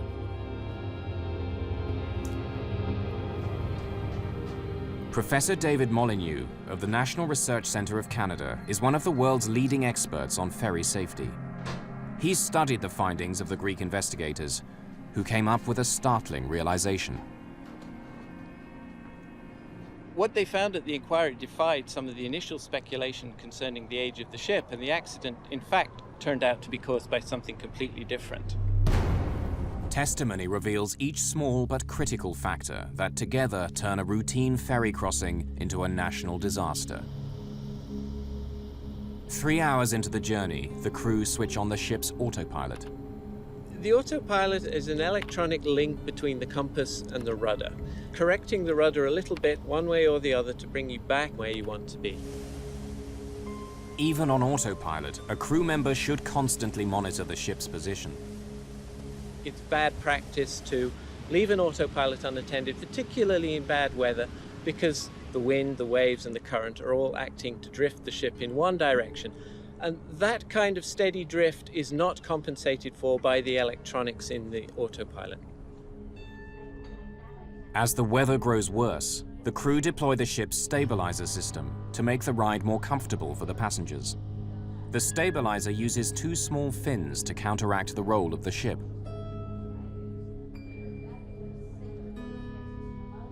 But something extraordinary has happened. Only the starboard, or right-hand stabilizer fin has extended.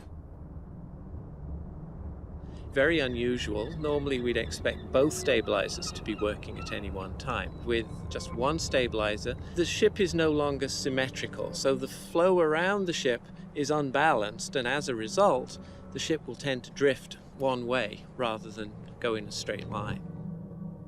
With only the starboard stabilizer, the Samina is pulled slowly but surely to the right. It's a deadly malfunction.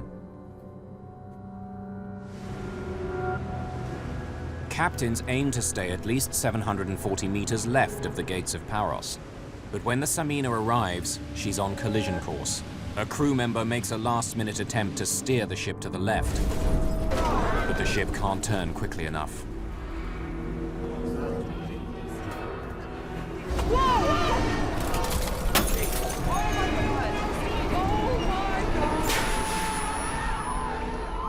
It was very unfortunate that the ship got holed, but there was really no reason why the ship should have sank.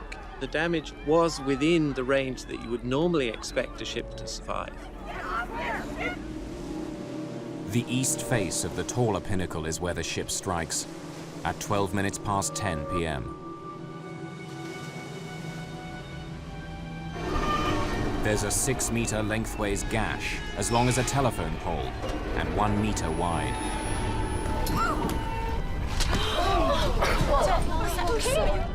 But this hole is well above the waterline. No water should enter the ship. Moments later, a second impact. The stabilizer fin bends backwards. It stabs like a dagger through the ship's side. This 3-meter gash is below the waterline. Even worse, it's exactly alongside the engine room. The main generators are knocked out. Electrical power is cut throughout the ship.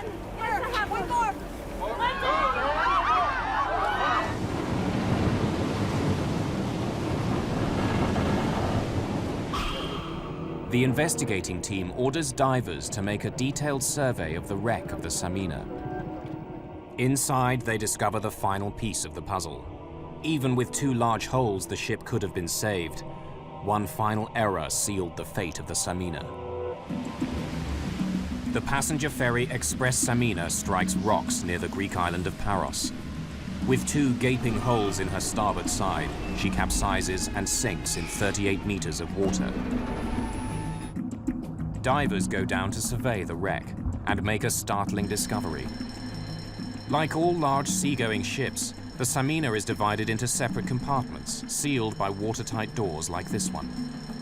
Safety laws insist they remain locked while the ship's at sea.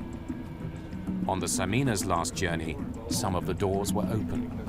If you imagine in your house, every time you went through a door from the kitchen, you had to close it, lock it, move on to the living room, open that door, close it, lock it, and carry on. It really does slow down your everyday life. So there is a tendency sometimes to leave these doors open. Because they're left open, water is no longer confined to the engine room. And now that the power is cut, the crew can't close the doors remotely.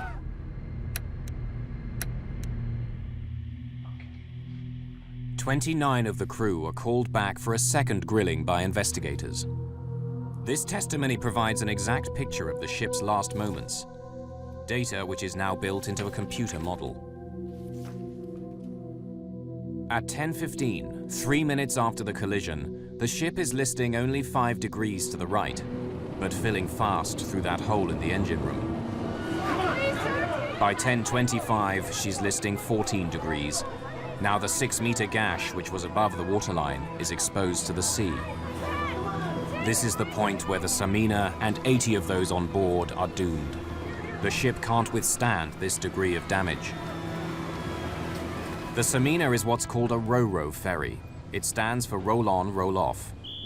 This is a modern ro-ro ship.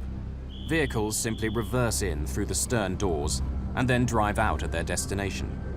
It's a cost-effective design with a potentially fatal flaw. The worst shipping disasters in recent times have involved vessels designed this way. The Herald of Free Enterprise went down with the loss of 193 lives at Zeebrugge in Belgium in 1987. 850 were drowned aboard the ro-ro ferry Estonia in the Baltic Sea in 1994. Unlike a cruise ship or a cargo vessel, which are divided into many smaller compartments, the vehicle deck of a ro-ro ship is one large open area, highly vulnerable to rapid flooding. Imagine comparing flooding an egg box with flooding just an empty cardboard shoebox. The shoebox would tend to fill up very, very quickly, whereas an egg box would tend to fill up each compartment at a time, so the egg box would stay afloat, whereas the shoebox wouldn't. This open space is especially vulnerable because it's so close to the waterline. The car deck on a ro-ro ferry is low to make driving the vehicles on and off easy. As a result, you're relying on those watertight compartments to keep the ship afloat in the event of damage. By 10:29, the Samina is listing 23 degrees. She's now tilting so much that it's impossible to launch more lifeboats. Only 3 of the 8 she carried got away. 3 minutes later, at 10:32, she's listing 33 degrees. At around 10:50, the ship turns completely on her side. We know the exact time that the ship sank because the clock on the bridge was stopped at 2 minutes past 11. Divers surveying the wreck make their most important discovery. Of the ship's 11 watertight doors, 9 were left open. And the most important aspect of this accident was leaving the watertight doors open. As a result, the ship flooded, lost all its reserve of buoyancy, and eventually sank. If the doors had been locked, despite the navigational error which put the ship on the rocks, despite the hole in the engine room, this would probably have been a survivable accident.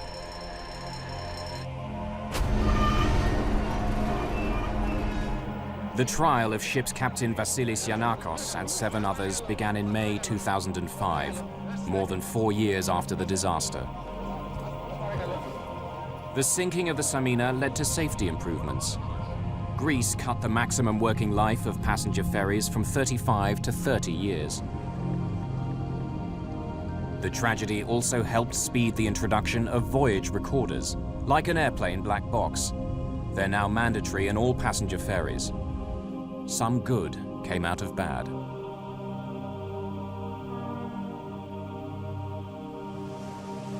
For the first time since those dramatic events, Katrina Stark has come back to Paros. It's an emotional return.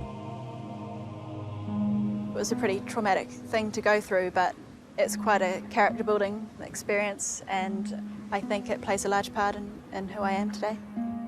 For their role in helping to save lives, Heidi Hart and Christine Shannon were given an award for heroism by the city of Seattle. I understand my strength a lot more, and I can live freely without the restraints of being scared of what's unknown, because life is an unknown. Even for a heroine, it's tough to look back. Christine and I, we always say we were the lucky ones. We were in the right place at the right time, and that is the only thing I can think of why we made it and so many other people didn't. And it breaks my heart.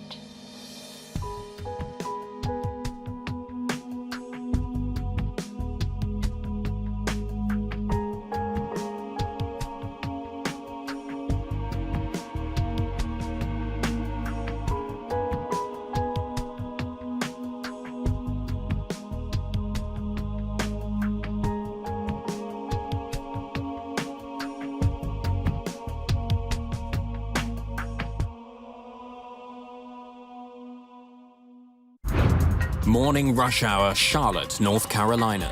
Its busy airport is rocked by a massive explosion. The flames were coming over the fence, just total craziness. Everybody was just running for their lives. Firefighters rush to one of the airport's main hangars. They confront an inferno.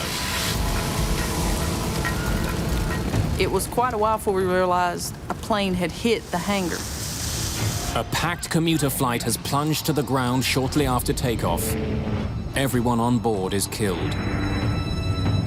We kept scratching our head wondering, okay, this airplane flew 9 times previously and we had no problems. Investigators uncover a string of errors. Bill, I have an idea. And learn that passengers on small planes have actually been in danger for years.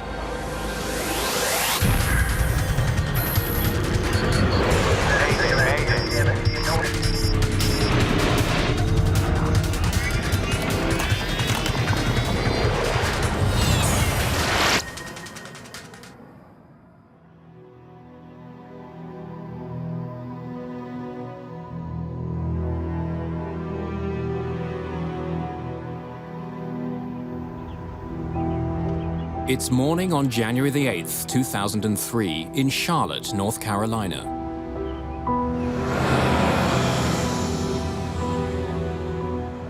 A city of 500,000 wakes. At Charlotte Douglas International Airport, commercial airline pilot Captain Katie Leslie is at work early. Only 25 years old, this Texas native has been flying for Air Midwest for almost 3 years. One of the youngest flight captains at her airline. Hey, Tom. Have a great flight. She's a top-rated pilot building her career at one of the fastest-growing airports in the United States. This airport is an important domestic hub for U.S. Airways, with flights to most major cities in the eastern United States. Air Midwest runs a commuter service as U.S. Airways Express. It operates a fleet of Beechcraft 1900D planes, a 19-passenger short-haul commuter plane, and a trusted workhorse in the industry.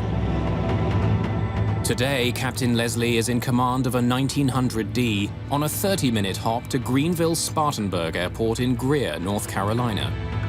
Her co-pilot is 27-year-old Jonathan Gibbs.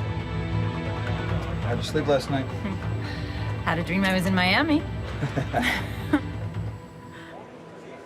Attention, ladies and gentlemen, this is the final boarding call for Air Midwest Flight 5481 to Greenville, Spartanburg. All passengers wishing to board should make their way to gate. Among the passengers flying to Greer this morning, 18-year-old Christiana Shepard.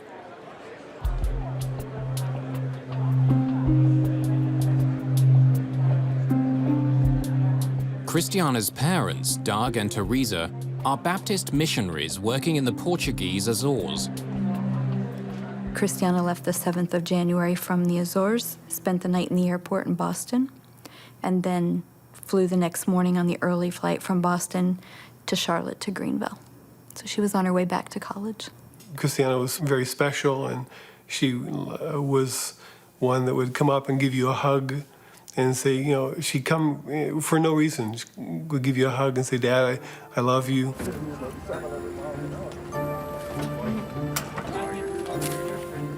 At 8 in the morning, Christiana boards her flight.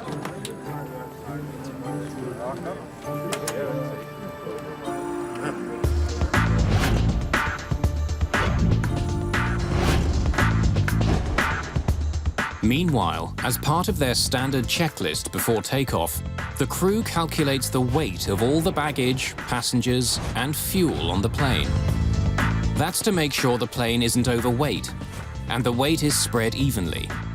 It's a calculation that's made on all commercial aircraft. So we got a full house back there? You can count 19 people in the back. Don't know the bags yet. Okay. But baggage handlers raise concerns that the luggage they're loading may be too heavy. Damn. Captain, how many we gotta take off? We're figuring it out.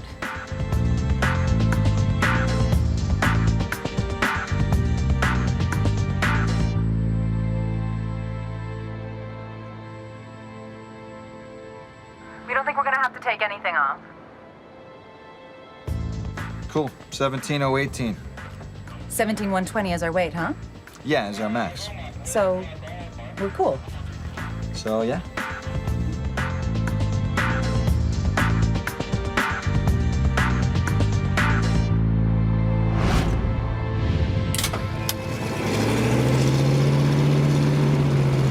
Good morning. Welcome aboard U.S. Airways Express service to Greenville, Spartanburg. It's a very short flight, maybe 30 minutes gate to gate, so sit back, relax, and we'll have you there in a few minutes.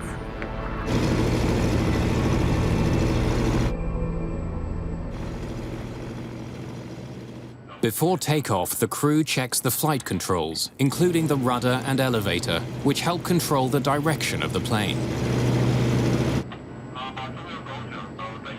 Flight controls, free and correct. Air Midwest 5481, runway 18 right. Taxi into position and hold. Captain Leslie is moments from takeoff. On the runway ahead of them is a Bombardier CRJ ready for departure. That CRJ sure is a good-looking plane, isn't it? Yeah, wish I was flying it. With powerful turbulence released from the CRJ, Captain Leslie must keep a safe distance. They're gonna blast us with his jet blasts. Air Midwest 5481, turn right, heading 230. Cleared for takeoff. Set takeoff power, please.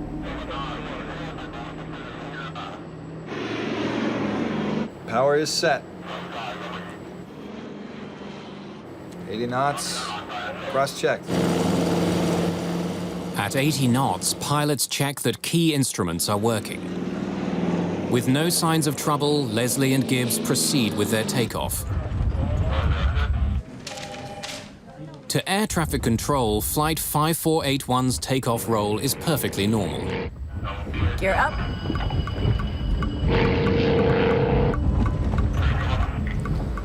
What? But without warning, the plane's nose pitches dramatically upward from 7 to a staggering 54 degrees. Oh, help me! You got it? The crew struggles to get the nose back down again. Airflow over the top of the wings creates lift. But if the nose keeps rising, air won't flow smoothly over the plane's wings. The plane will lose its lift, stall, and plunge from the sky. Push the nose down! Oh my God! We have an emergency on Air Midwest 5481. Alert 3, standby. Runway 18 right. The controller handling Flight 5481 calls for emergency equipment. Oh my God. The plane is now 350 meters from the ground. It stalls, rolls to the left, and begins falling from the sky. Captain Leslie pulls on her control column with all her might. If she can't get the plane to climb, she's going to hit the ground.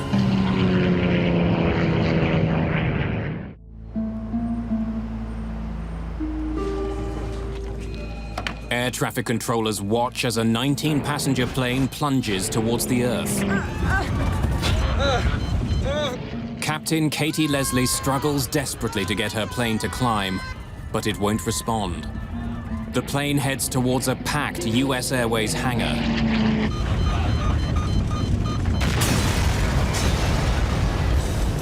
The flight was loaded with almost 1,000 kilograms of highly flammable jet fuel just before takeoff. The impact instantly ignites all that fuel. Now the intense fire threatens to engulf the hangar. There are several airplanes and hundreds of people working inside. Fire station, no. Emergency? Just crashed. The plane just crashed. Yes, at the US Air Maintenance Ramp, right before the building, there's a fire. Code 10, aircraft crash, the south end of runway 36 left. I repeat, a confirmed aircraft crash on fire. 38-year-old Fire Chief Keith Rogers is driving to work when he gets a Code 10 call. Code 10 means that there's a confirmed plane crash. Usually, this type of call is a once-in-a-career type of incident. Cindy Overcash is a firefighter with the Charlotte Fire Department. You couldn't actually see the hangar from here, but you just saw a huge black plume of smoke. And we knew, something really bad is here.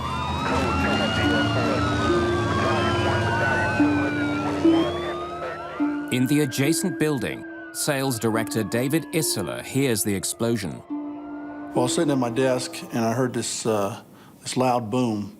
And one of the guys came in from next door and said that he just saw an airplane crash. And so I hopped in my truck and drove down to the site.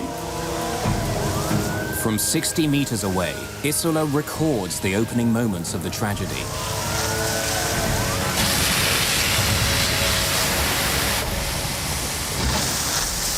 There was a lot of smoke, and it was just like hell. It looked just like hell. The flames were coming over the fence, just total craziness. Everybody was just running for their lives.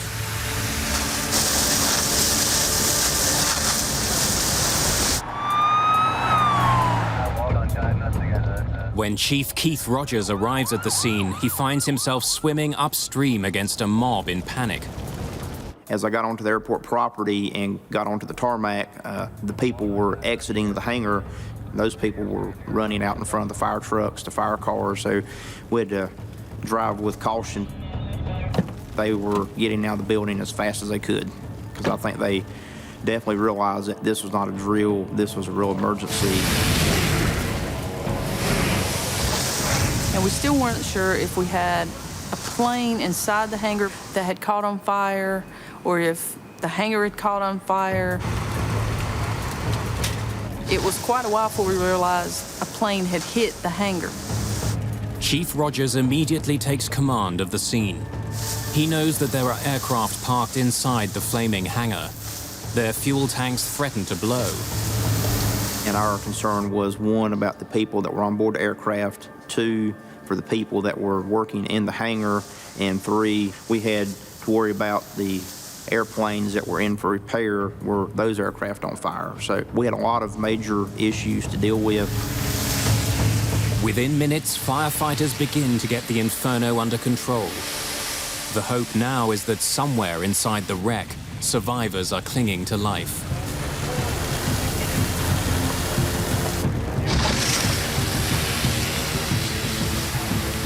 The main thing probably was on anybody's mind once we realized what we had was survivors.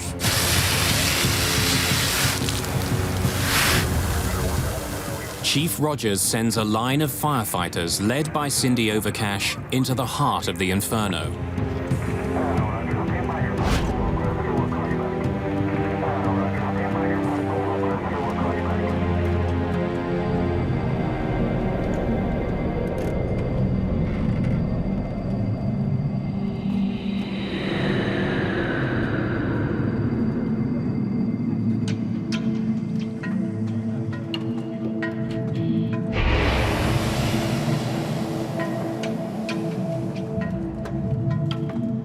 Cindy Overcash and two of her team make their way into the wreckage, carefully putting out spot fires along the way. As we walk up on to see the fire and we see what we think are crash test dummies, we thought a plane had blown up inside and blew their training dummies out.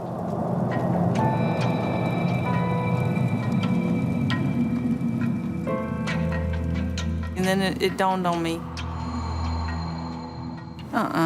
that's not a training dummy.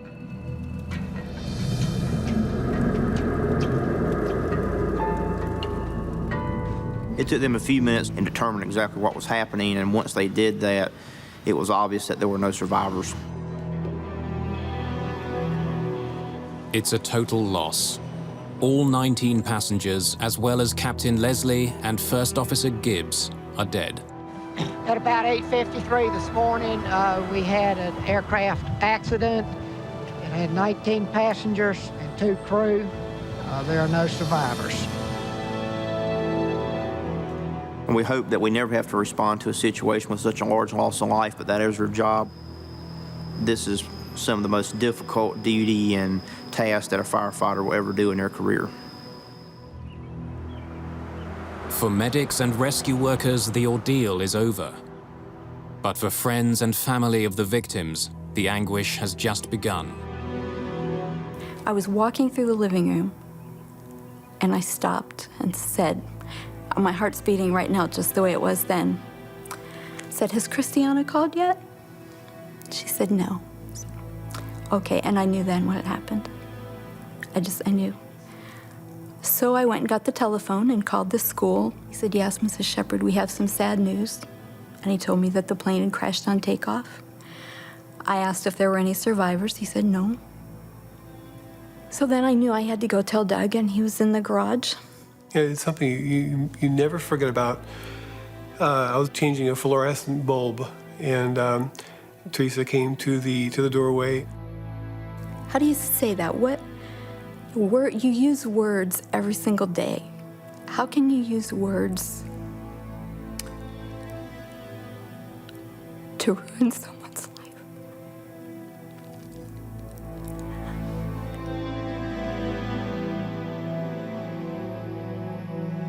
But I told him, I said, "Doug, Christiana's plane crashed."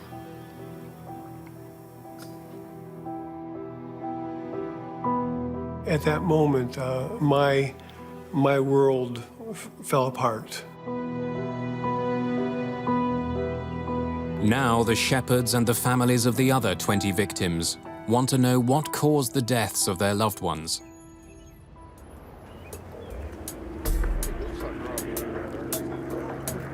It's been almost 5 hours since Flight 5481 crashed into a hangar in Charlotte, North Carolina.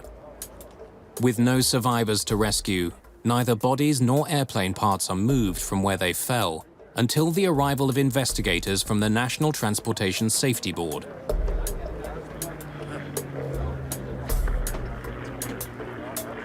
While medical examiners mark the location of human remains in red, NTSB investigators mark scraps of metal in yellow, looking for clues to help them figure out what happened aboard Flight 5481. Among those assigned to this case, lead investigator Lorinda Ward. This is her first assignment as the lead investigator of a crash. But today, she's not feeling her best. That day, I was a little bit under the weather. I was fighting off a cold. You have the adrenaline that shoots through your body at the time, and so that actually makes up for when you're not feeling well. And I knew that the other people on my team were experienced, so I felt comfortable going to Charlotte. At Charlotte Douglas Airport, Ward takes the first steps towards solving this accident. I checked in with the fire department to make sure that the fires had been put out, and then called a meeting with all the first responders to see what they had noticed when they came to the crash site. Ward acts fast. Because there are bodies entangled with the wreckage, she declares the crash site a potential biohazard. Investigators who might come in contact with the wreckage must wear protective suits while they examine the wreck and identify the victims' remains. When we arrived on scene, the accident site did not look like an airplane was there. Due to the fire, the post-crash fire, when you initially walked up to it, it was hard to identify that you had an airplane that could hold 21 people. While work continues at the crash site, All right, let's go. Lorinda Ward and her team look for clues nearby. We had the folks go shoulder to shoulder on the runway that the accident crew took off on to pick up anything that they saw on the runway to see if it had any relevance to the accident investigation. Runways must be clear of all debris. The smallest object can become a deadly projectile if it strikes a plane on takeoff. 3 years earlier, a Concorde jet ran over a 40-centimeter strip of scrap metal on a Paris runway. The plane's fuel tank was pierced and caught fire. The aircraft rose to 200 meters before it crashed into a nearby hotel.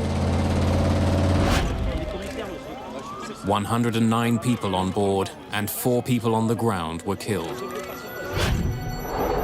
At Charlotte Douglas International, investigators scour the area. They find a fuel cap lying dangerously close to the runway. What do we got? It could be sucked in and it could damage an engine. The main part would be the damage that it could do to an engine. The discovery raises an interesting possibility. As Flight 5481 raced down the runway at takeoff, the fuel cap bounced up off the tarmac, struck the engine rotors, and brought Captain Leslie's aircraft crashing to Earth.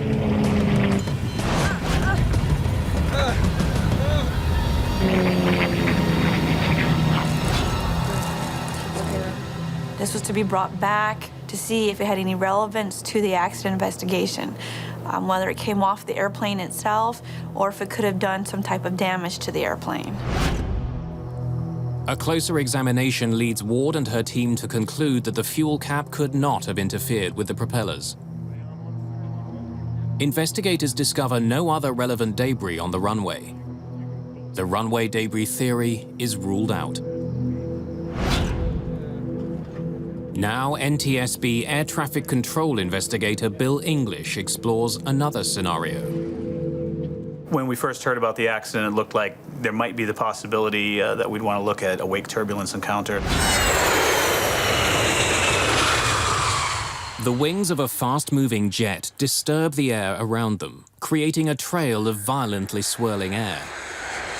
NASA tests decades earlier had illustrated the power and danger of wake turbulence to other planes. We had to see, did another airplane depart before it? That's where wake turbulence hazard would come from. And we wanted to look at what kind of airplane departed ahead of it. Larger, heavier airplanes are the more risky wake turbulence creating airplanes. Bill English examines radar records from the time of the accident. He learns that a much heavier Bombardier regional jet, a CRJ, took off moments before the beach. The CRJ sure is a good-looking plane, isn't it? Yeah, wish I was flying it.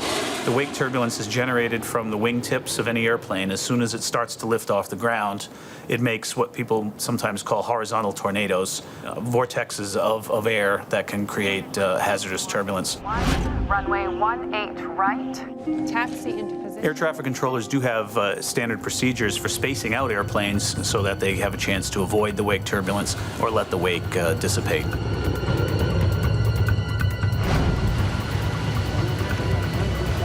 1 year earlier, an American Airlines jet taking off from New York encountered wake turbulence. The plane crashed into a residential neighborhood. 260 people on the plane and 5 people on the ground were killed. You're gonna blast us with his jet blasts.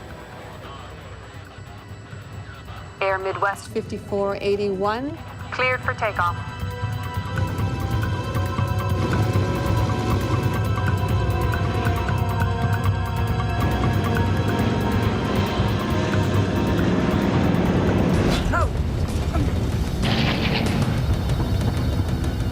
Air traffic investigator Bill English must now determine if wake turbulence from the CRJ caused Flight 5481 to crash. Bill English studies the flight path of Captain Leslie's plane and finds it consistent with a plane flying into wake turbulence. A pitch up is not unheard of in a wake turbulence encounter where the airplane will suddenly go nose up and the crew has trouble to counter that and get the nose back where it belongs.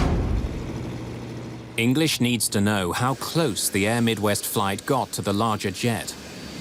The Charlotte Tower has a sophisticated computer system that tracks the movement of planes while they're still on the ground. The system gave Bill English his answer. That system had a very rapid update, so we could see exactly where on the runway and at what time the regional jet lifted off compared to when the accident airplane started its roll. When Bill English plots the precise position of the planes at liftoff, he makes a telling discovery. Even though both planes used the same runway, their paths never crossed. The RJ started lifting off much farther down the runway than the accident airplane did, and the climb-out angle of the regional jet and the climb-out angle of the accident airplane never intersected. The angle of the accident airplane was very steep. It really had no possibility of intersecting the wake turbulence from the regional jet. So if our airplane lifted off and climbed above the angle of the previous airplane, we knew then that it couldn't possibly be a factor. The wake vortex theory is ruled out, and Bill English's work is done. Now it's up to Ward and her crew to find clues in the burnt-out wreckage of the plane. Within 2 days, her investigation will reveal a string of errors and faulty assumptions that has been putting tens of thousands of passengers at risk for years.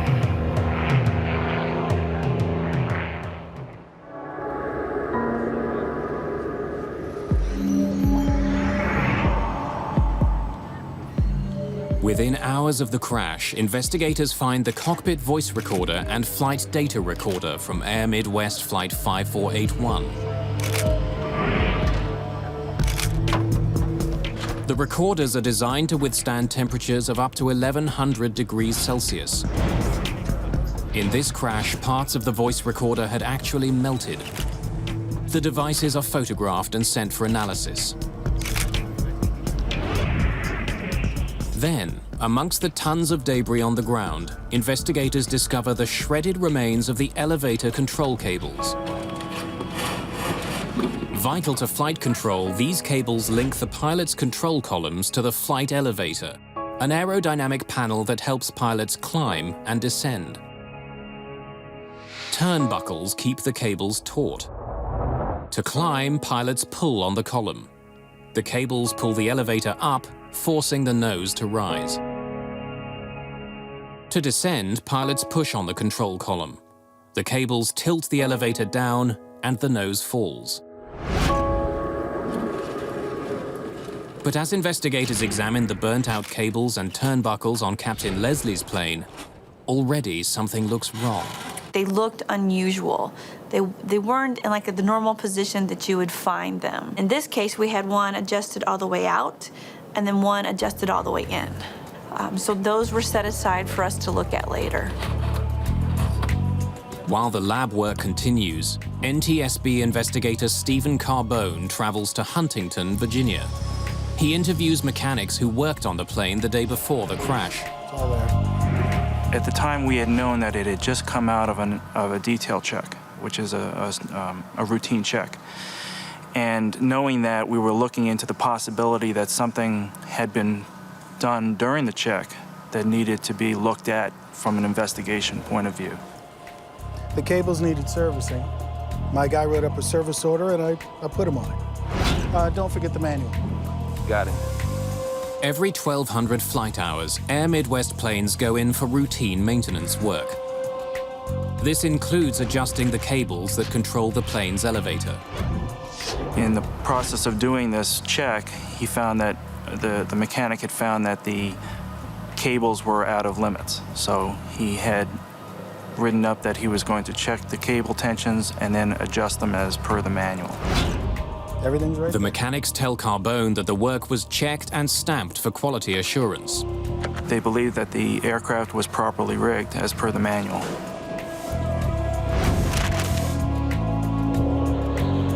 At first glance, that belief appears to be right. After maintenance, this Beech aircraft took off and landed 9 times without incident before Captain Leslie took the helm. Investigators turned to the flight data recorder to learn what happened on those flights.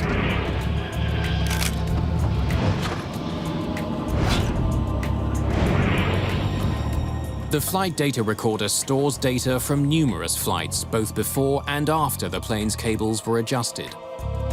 No one on any of those flights had encountered any problems with the plane's elevator. So at the time, we didn't know how that affected the airplane because it had flown 9 times successfully before the accident flight. Ward also discovers that the crew tested their elevator controls before Flight 5481 took off. Flight controls, free and correct. Air Midwest 5481.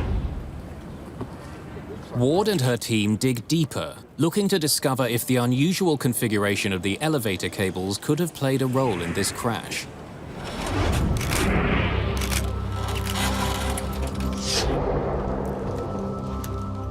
What they find strikes at the very heart of what went wrong. Normally, both turnbuckles are almost exactly the same length. But on Captain Leslie's plane, one turnbuckle is noticeably longer than the other. To establish the correct cable tension, mechanics tighten the turnbuckles. But too much tightening of a turnbuckle shortens the cables and cuts the range of motion of the elevator control. The elevator should be able to tilt to a nose-down position of 14 degrees. But their downward range has actually been cut in half to only 7 degrees. The result is deadly. As the flight got underway, the nose pitched up as expected during takeoff. What? Push the nose down! Oh my God! But the reduced range in the elevator made it impossible for the pilots to bring the nose down again. Due to the adjustment that had been done in the maintenance a few nights earlier, there was nothing that the crew could have done at that time. Unable to bring the nose down, the pitch of the wings became too pronounced. With no air flowing over the top of the wings, the plane lost its lift and began falling from the sky. The pilot's struggle with the elevator helps explain why Flight 5481 crashed that day. Somehow, the elevator cables were improperly adjusted. The pilots simply could not control the pitch of their airplane. Stephen Carbone wants to know how mechanics had made such a critical mistake. Yeah, I see that here. He goes back to the hangar to question the mechanics on duty that night. And this time they tell him a different story. Most of the guys were just learning the ropes. The mechanics working on the airline were subcontractors to the contract company. And the mechanics working on the aircraft that night had limited experience on the Beech 1900D. And the person performing the rig was receiving training that night on that specific task. Once you have the rig pin set, adjust the turnbuckle barrels for more tension in the cable. Yeah, I see that here. Adjusting the elevator cables is not a simple process. It's a time-consuming procedure that involves 25 different steps. Got it. What about the other steps?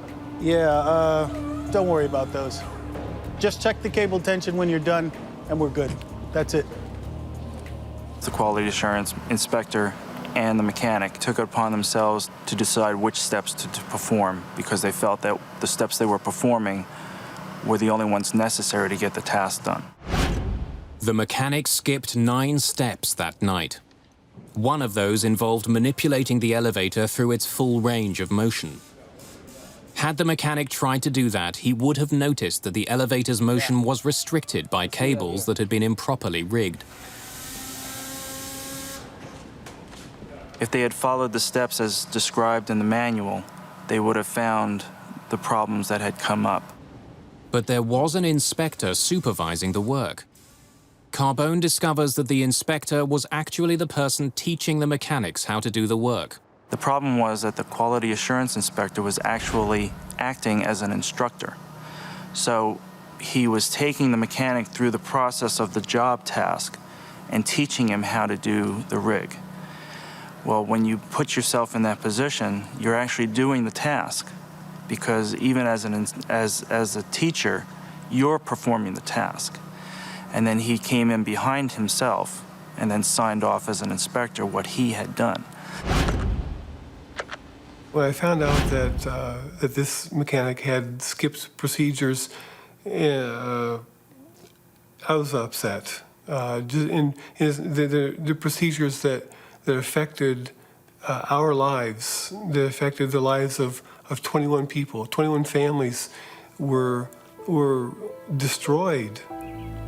Because you never get over something like this. The Shepherds sue the airline. They also demand something unheard of in US aviation, an apology. They wanted more than just to achieve a just settlement in monetary terms. They had a need to press the issues that humanize and put a face on the people who are the victims of these tragedies. The Shepherds believe that their best chance of getting an apology is by putting a face to Christiana's name. So we decided to take this picture and to send it to those people that were involved in the accident, in the investigation, so that Christiana would not be just a number or a seat number or a ticket number or a settlement amount, so that they could actually see that she was a person.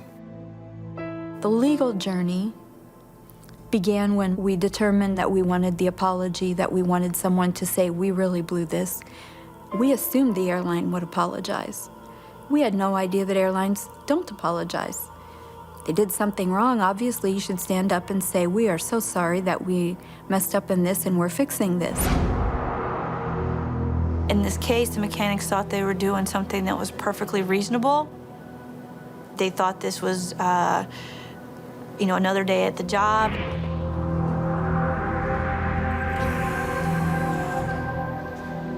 And then to come to find out that now 21 people have been, killed due to their inadvertent act. For Lorinda Ward and her team, it looks like they've found the problem. But something still doesn't add up. Why didn't the problem with the plane's faulty rigging surface on any of its previous flights? We kept scratching our head wondering, okay, this airplane flew 9 times previously and we had no problems. So we're trying to decide, well, what was unusual about this flight? Ward has to figure out what happened in the hours and minutes before the crash. And did you notice anything unusual before takeoff? Well, it was sitting low when it taxied out. It looked heavy.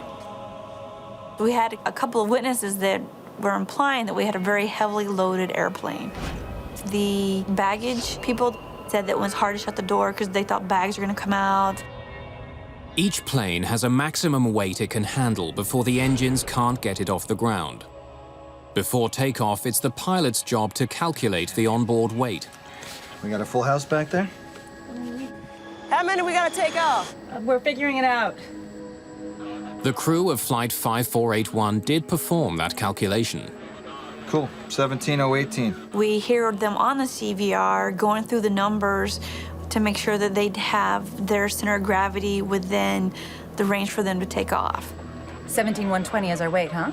Yeah, is our max. On any plane, large or small, the weight of cargo and passengers has to be distributed evenly. The balancing point of an airplane is called its center of gravity.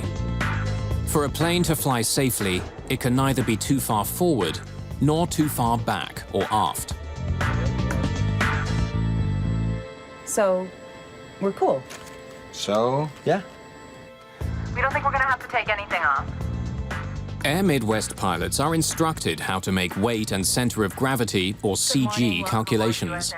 They use average weights to make that calculation, 175 pounds per passenger and 20 pounds per bag. They knew that they had a very aft CG, but due to using the average weights and average calculations, the paperwork showed them being within the range that they needed to take off.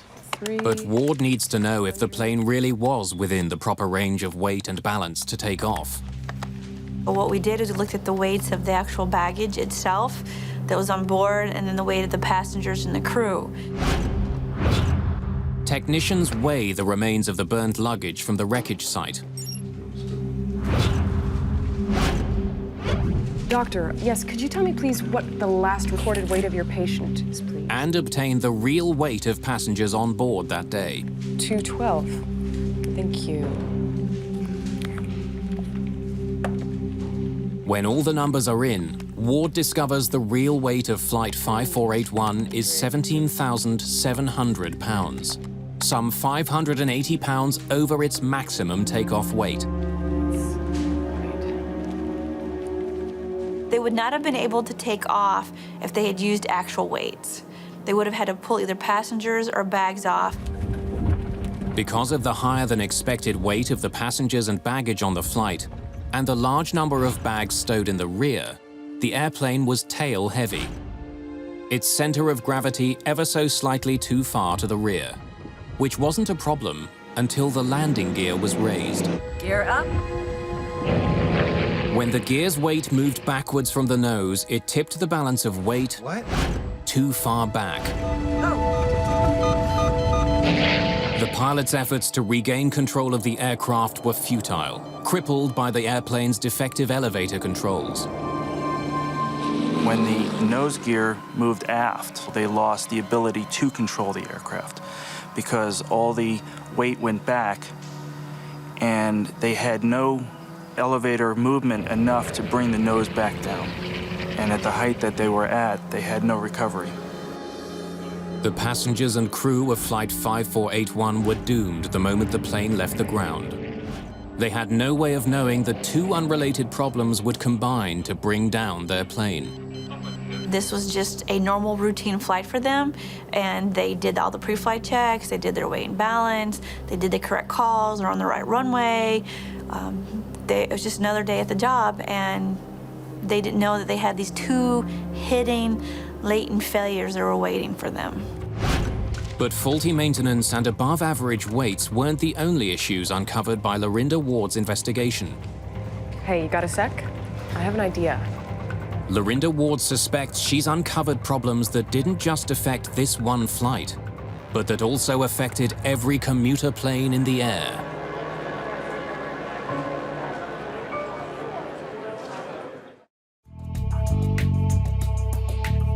NTSB investigators say that every plane crash makes flying safer. Flight 5481 was no exception. 14 months after the accident, lead investigator Lorinda Ward and her team file a comprehensive report to ensure the mistakes that killed those aboard Flight 5481 are never repeated. Among Ward's recommendations, that the FAA review its average passenger and baggage weights, an average that had not been revised since 1936. And since studies suggest that Americans and other adults were getting heavier from year to year, Ward suspected that the averages were off. We made a recommendation to the FAA to have the operators go out and survey their operations both summer and winter time to see how accurate these average weights reflected the actual flying public that was getting onto their airplanes. After conducting a survey of passengers, the FAA comes to a shocking conclusion. The average weight of adult American passengers was 195 pounds, not 175. The FAA also discovered that the average weight of carry-on luggage was being underestimated by 5 pounds per bag. We had an average weight that were being used that needed to be updated. Had these higher average weights been in effect on January the 8th, 2003, Flight 5481 would not have been legal for takeoff. Captain Leslie would have had to remove bags and passengers. 48107. Cool. 17018.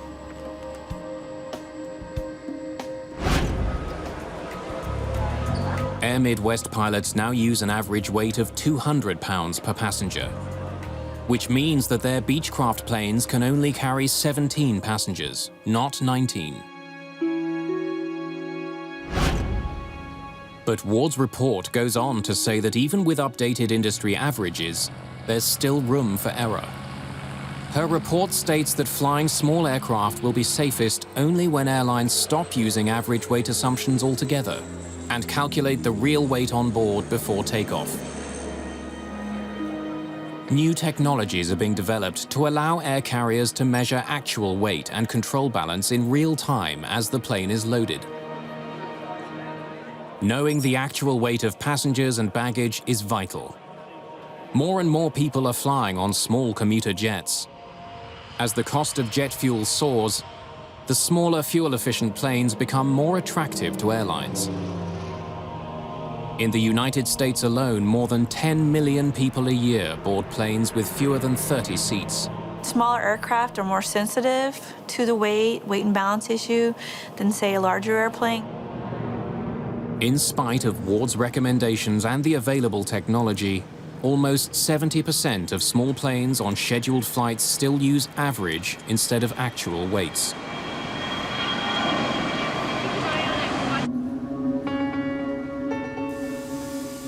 For Doug and Teresa Shepard, there is still another danger that threatens to strike again. If the FAA took a very active role in their regulation, then subcontracting could actually be a plus. The way it's handled today, the mistakes will just continue. What about the other steps? Yeah, don't worry about those. Just check the cable tension when you're done, and we're good. In her report, Ward states that all air carriers need to provide direct oversight to make sure that even subcontracted work is completed correctly. This investigation was unique to me personally because it was my first launch as an investigator in charge. This was, in my mind, a significant investigation in the fact that we had the 22 safety recommendations that came out from a small accident investigation. For the Shepards, the NTSB recommendations come too late. But after a lengthy legal battle, Air Midwest does deliver a rare and formal apology for the mistakes that cost 18-year-old Christiana Shepard her life. My name is Ron Goldman, and my role here today is I will be introducing the public apology, and then I'll have a few remarks. The public apology is, in aviation cases, unprecedented. We are here today to remember the victims of Flight 5481 and to offer our apologies, our condolences, and sincere sympathy to the surviving family members of the passengers and crew who perished in the January 8th, 2003 crash of Air Midwest flight number 5481.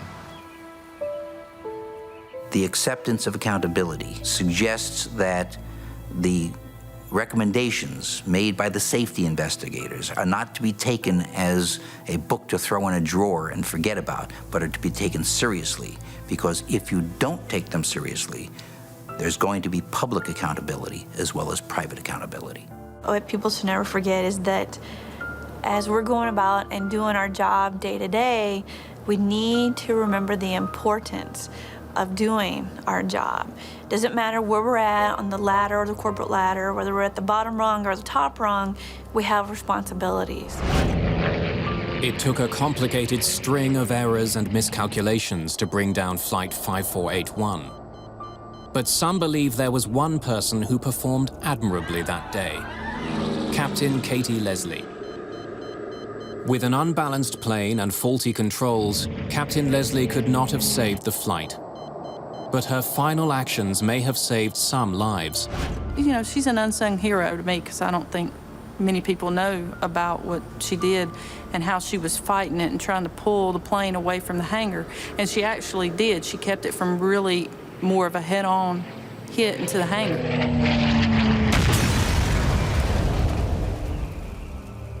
Which probably saved countless other people from perishing that day. It was firefighter Cindy Overcash who found the body of Captain Katie Leslie among the wreckage. To this day, Overcash still feels a special connection to the young pilot. I don't know, I just felt a kinship. I don't know why. I don't know, you know, it could be as simple as I found her. And I was there when she left this world. I don't know, but I thought about her a lot.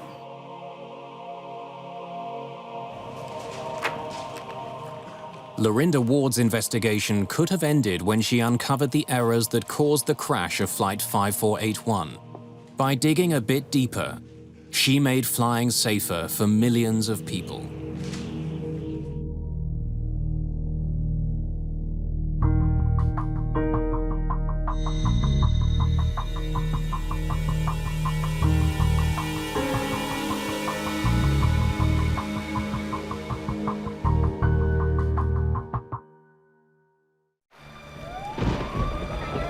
For investigators trying to solve a plane crash, the most important tool can be the black box.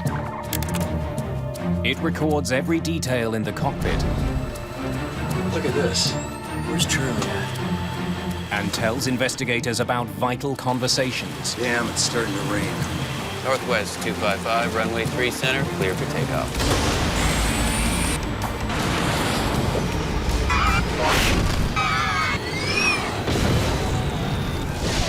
But in the crash of Northwest Airlines Flight 255... I have never been to an accident of that scale. It wasn't what investigators heard on the tape. TCI was on set. It was what they didn't hear. It was checked. That would lead to an astonishing conclusion.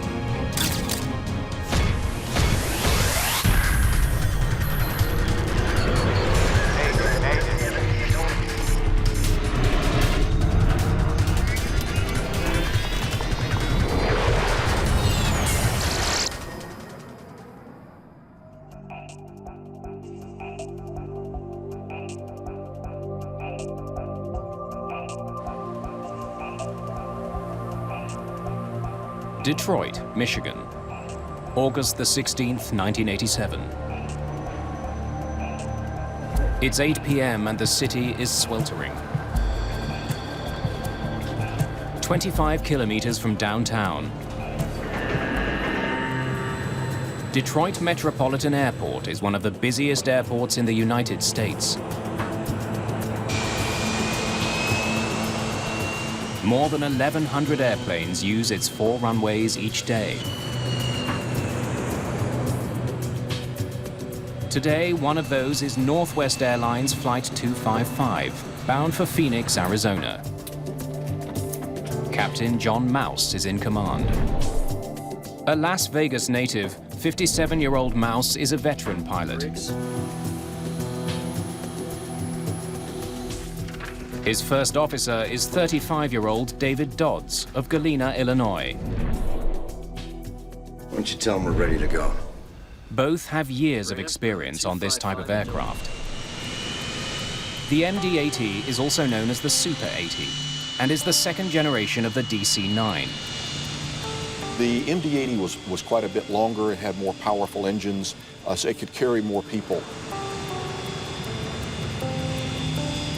For that reason, it was a better moneymaker for the airlines than the DC-9 was.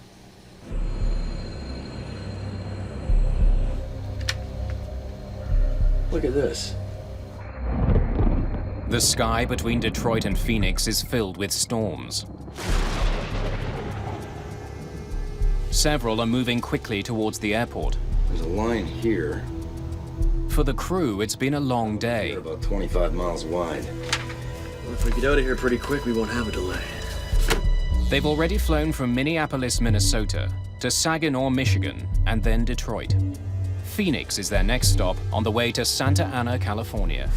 If we wait till after the storm's here, there'll be delays going over Waterville. If they're delayed by weather, they may not make their final destination.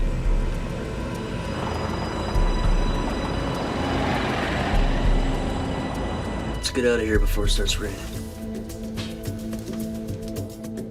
The plane's 149 passengers are also eager to leave.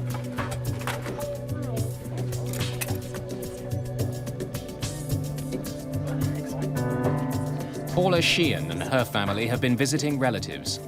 They're heading home to Arizona. Her daughter Cecilia is only 4 years old. Looks like bags are all in. Why don't you tell them we're ready to go? Ramp 255 and Delta 15.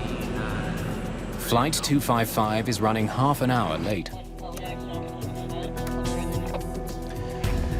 Northwest 255, cleared to go. Okay, we're cleared to push. Let's do the checklist. Brakes. Set. Windshield heat. It's on. Boost the pumps. Unit 6. Cabin pressure controller. Checked. Auxiliary hydraulic pumps and pressure. On and checked. Yeah. It's starting to rain. To beat the storms, they need to leave immediately. Sign beacons. Go on. Before start checklist is complete. Flight 255 begins moving from the gate to the runway. Northwest 255. But because of the weather... Northwest 255, now exit at Charlie runway 3 center. The ground controller gives them a last-minute runway change.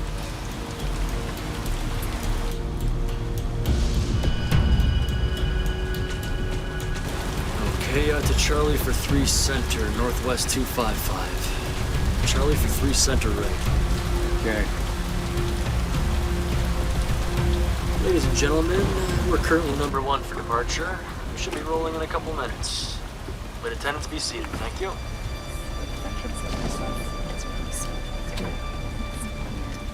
Blacker than hell out there. Where's Charlie at?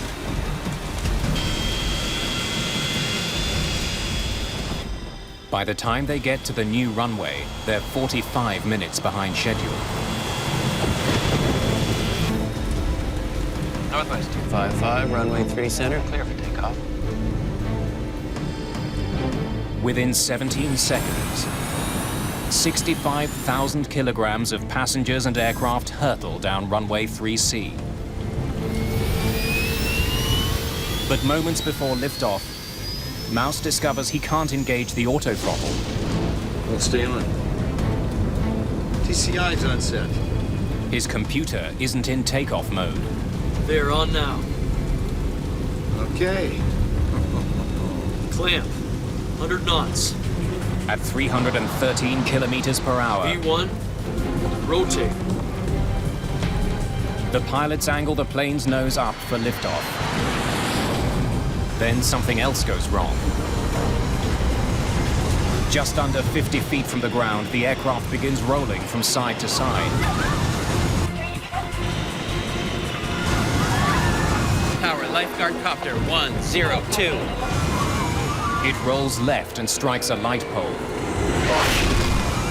Out of control, Flight 255 slams into the ground, skids along a highway, and disintegrates when it hits an overpass.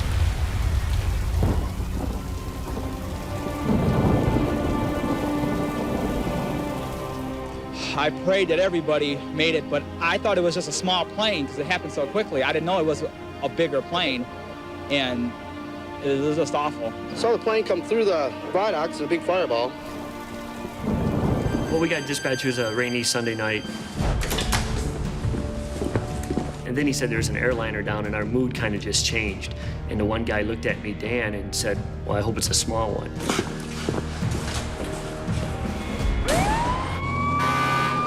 When we pulled up, we saw the cockpit and the word West written on the fuselage, and we looked at each other, and he said, it looks like a big one. There's a trail of scorched bodies and debris more than a kilometer long. Just minutes after impact, paramedic Tim Schroeder is on the scene looking for survivors. I have never been to an accident of that scale. We were struck by the magnitude of what we were seeing, the large scale of it. It was almost overwhelming. From the little that's left of Flight 255, it is unlikely they'll find anyone alive. And I buddied up with Dan, and we both started entering the wreckage. It was probably a minute went by, and Dan actually heard a noise. He asked me a couple times, do I hear anything? And I said no. And then finally I heard it, and it was more like a faint cry. When I turned my head to the right, I saw an arm underneath the seat. 1, 2, 3, lift!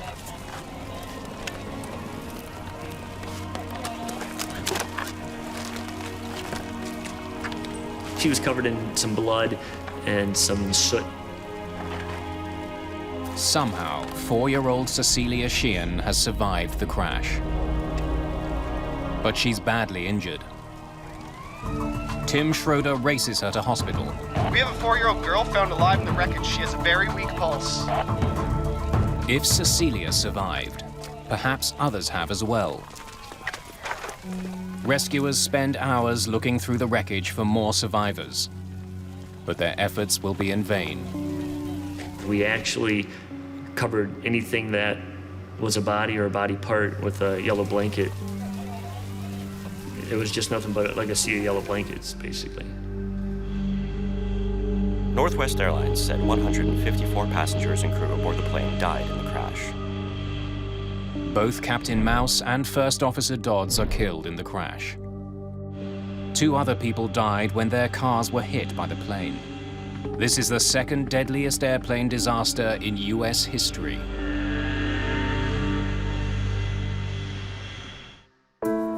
Recovering in hospital with serious head wounds is Flight 255's lone survivor, 4-year-old Cecilia Sheehan. Despite her injuries, doctors say she will live. Maybe God was on her side that night. Within hours of the crash, investigator Jack Drake and his team from the National Transportation Safety Board begin looking for clues. Drake is a former Navy pilot who's been involved in hundreds of crash investigations. You know when you're at a crash site because you get this combination of burned plastic and kerosene, and sometimes combined with fire retardant foam that has its own distinctive odor. You know you've arrived when you smell it.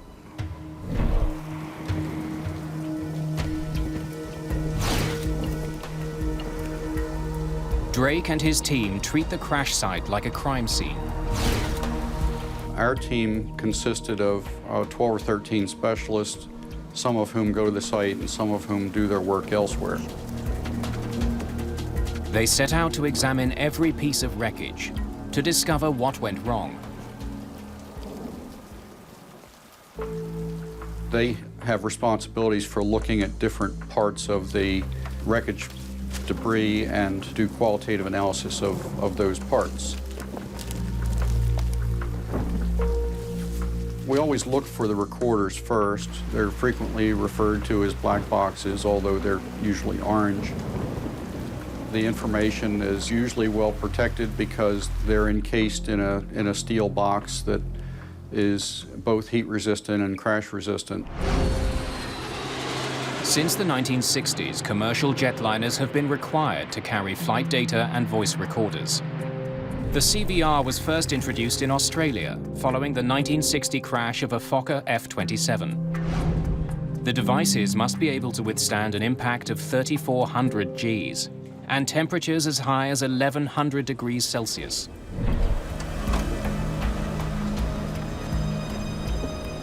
The cockpit voice recorder is intact, but the flight data recorder suffered some damage in the crash. They may hold the only clues that can help solve this accident. Both recorders are sent to the NTSB lab in Washington, D.C.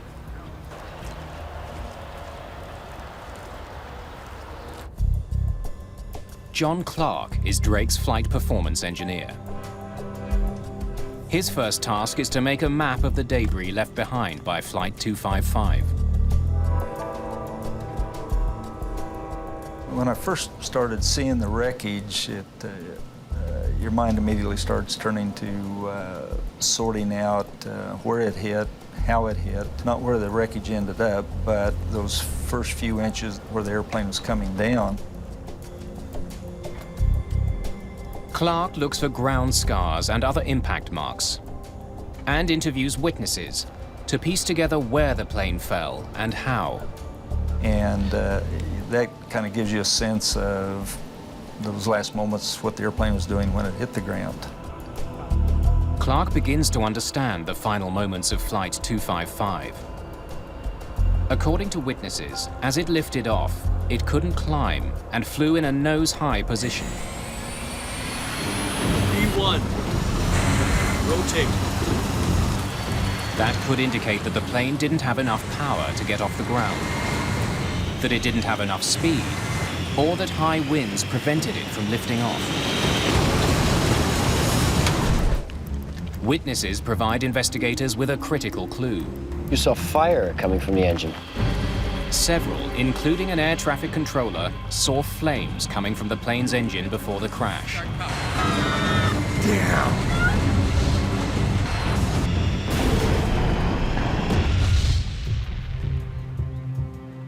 The engines become the first focus of this investigation.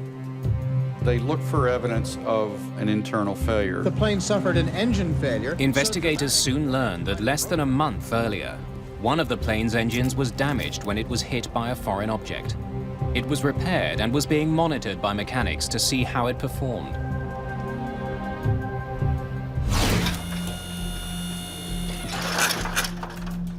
The team studies the remains of the engine for clues that it had either caught fire or shut down on takeoff. Despite what the witnesses saw, they find no evidence of fire or of a massive breakdown.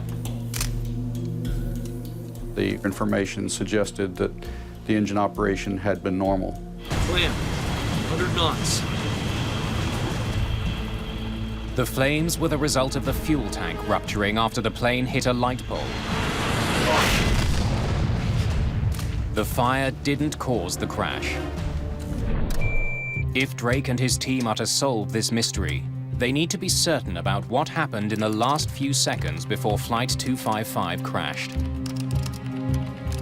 Well, I think probably the best physical evidence is what was on the flight data recorder.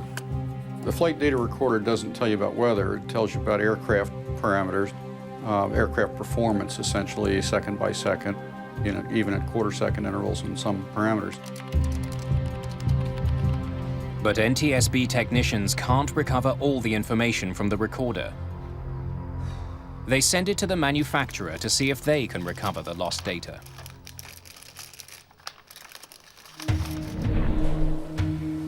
While he waits for news about the flight data recorder, Jack Drake looks more closely at the weather on the night of the crash. There was some convective or thundershower type activity that had moved through the area, and its impact on the accident required a lot of analysis.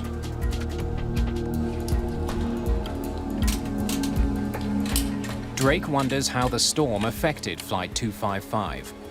He listens to the cockpit voice recorder for clues. He discovers the menacing weather was a concern to the crew. Let's get out of here before it starts raining. Jesus, look at this. Drake sees that there were several storms along the flight path, and they were getting closer to Detroit. There's a line here, and a line between these two, and another one here about 25 miles wide. Thunderstorms can create a very dangerous threat to pilots. Since there was severe weather in the area, we always worry about microbursts. Microbursts occur when columns of air shoot down to Earth. As a plane passes through, winds batter it from all directions, making it difficult to control.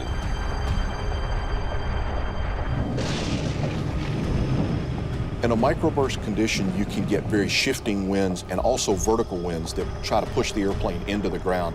So you can get loss of airspeed, a very rapid rise in airspeed, and then also actually push the airplane toward the ground. And it requires very aggressive flying on the part of the flight crew. This unusual weather condition had killed before. In 1985, a microburst brought down a Delta Airlines flight in Dallas, killing 137 people.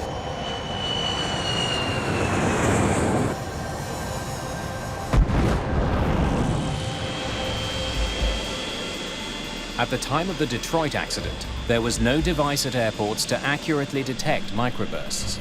Instead, pilots relied on reports from other crews.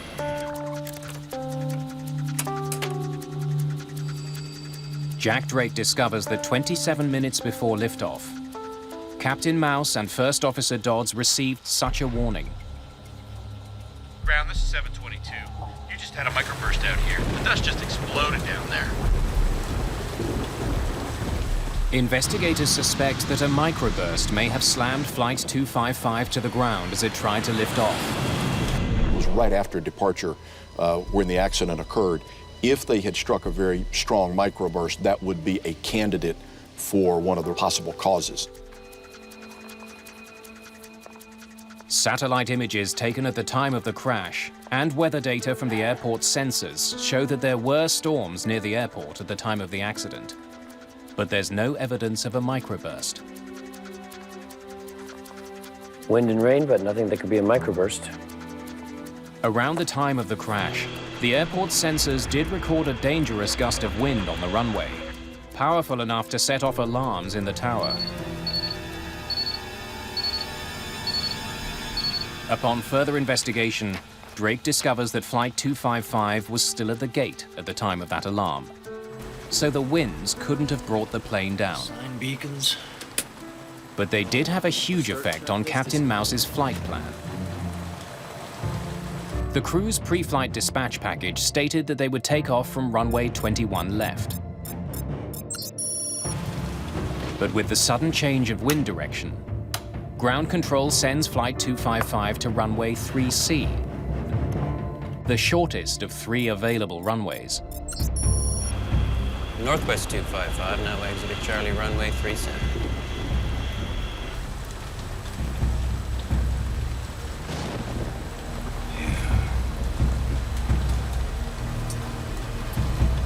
Okay, out to Charlie for 3 center, Northwest 255. Charlie for 3 center right. Okay. Controllers try to have planes take off into the wind. The additional wind flowing over a plane's wings gives it more lift and helps it get off the ground. Taking off into the wind is safer, but taking off on the shorter runway now means First Officer Dodds must recalculate the plane's takeoff weight. There's a runway change. You have to determine if the weight of the aircraft will permit it to accelerate and climb out safely. And this varies depending on the length of the runway, temperature, altitude of the airport. Perhaps First Officer Dodds made a mistake in his calculation. 44.4. How can we be that light for a full airplane? If he did, it could explain why the MD-80 wasn't able to make it off the ground. Runway 3C simply wasn't long enough.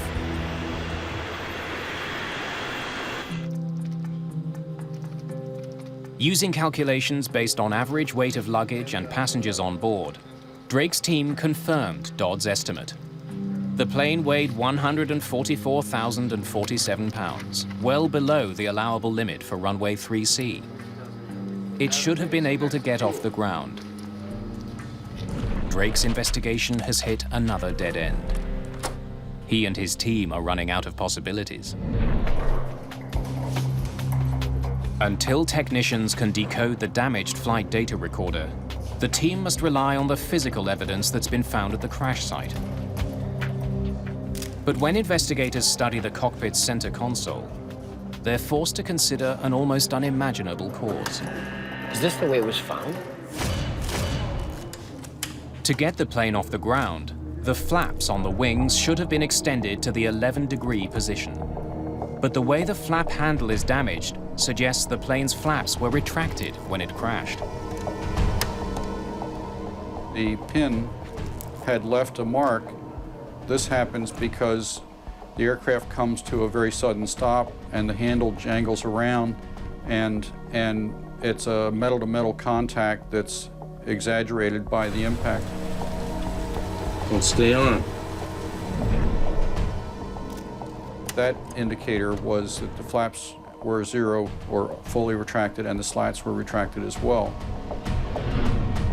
Flaps and slats are extensions that slide out of the back and front of the wing.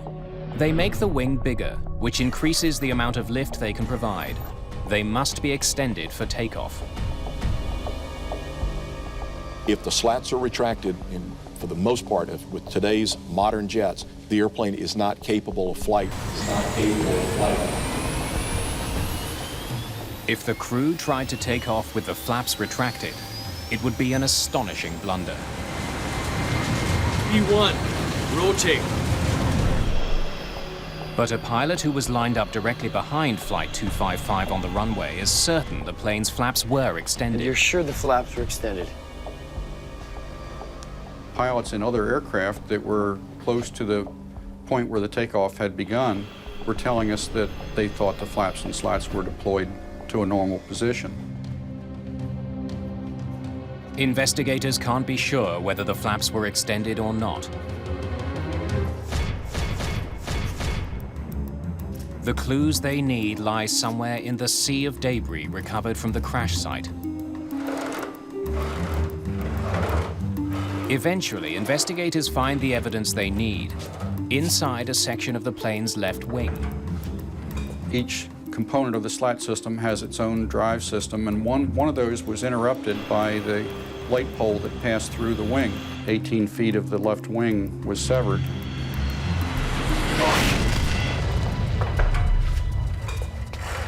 The cable controlling the slats was sliced in two when the wing hit the light pole.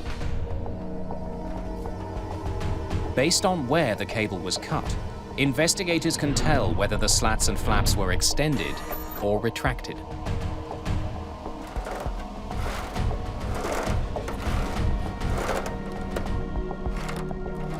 It severed two cables, and if you lined up those two severed ends, it corresponded with the slats being in the full retracted position. It looks increasingly likely that the crew never extended their flaps. Only the damaged flight data recorder can verify this.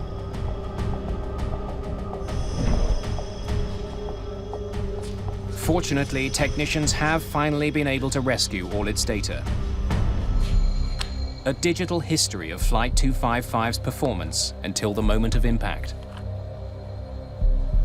I knew that if we had a good recorder, we were going to get data back. The flight data recorders in combination give you that time history that goes together with the physical evidence or physical damage. As expected, the FDR confirms what the evidence has been showing investigators.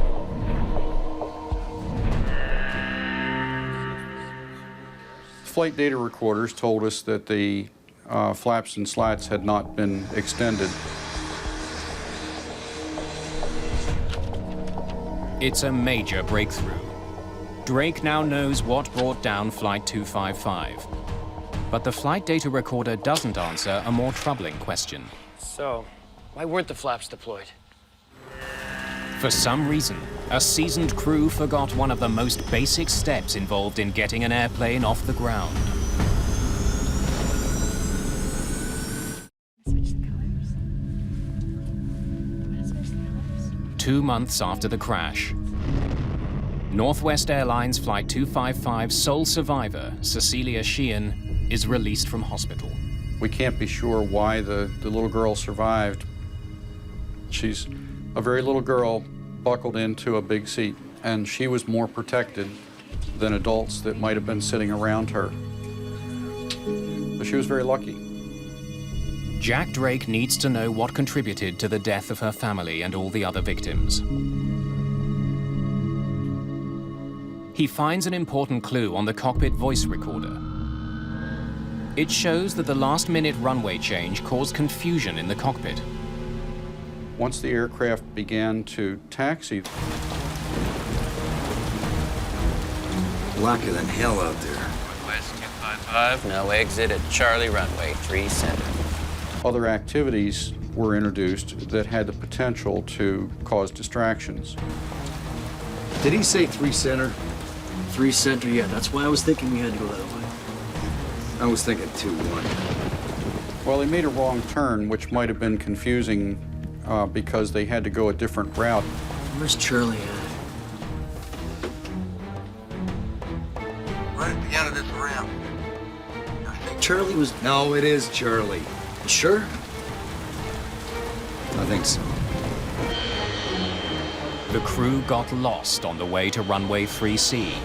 Ground, Northwest 255. I guess we went by Charlie. We're going to 3 center right. Northwest 255, affirmative. Make a left turn at Foxtrot.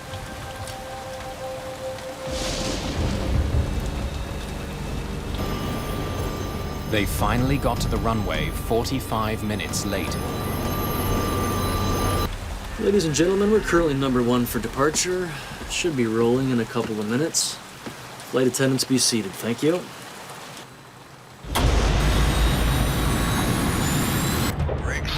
But Jack Drake finds something missing on the CVR. It seems the crew overlooked a very important step. We're okay for the center runway, aren't we? Before they got lost, the crew of Flight 255 performed a number of checklists.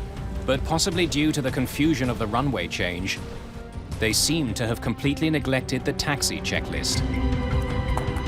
They apparently didn't consider the checklist, and key in the checklist is the configuration of the aircraft for departure, and the flight data recorder showed that was never done.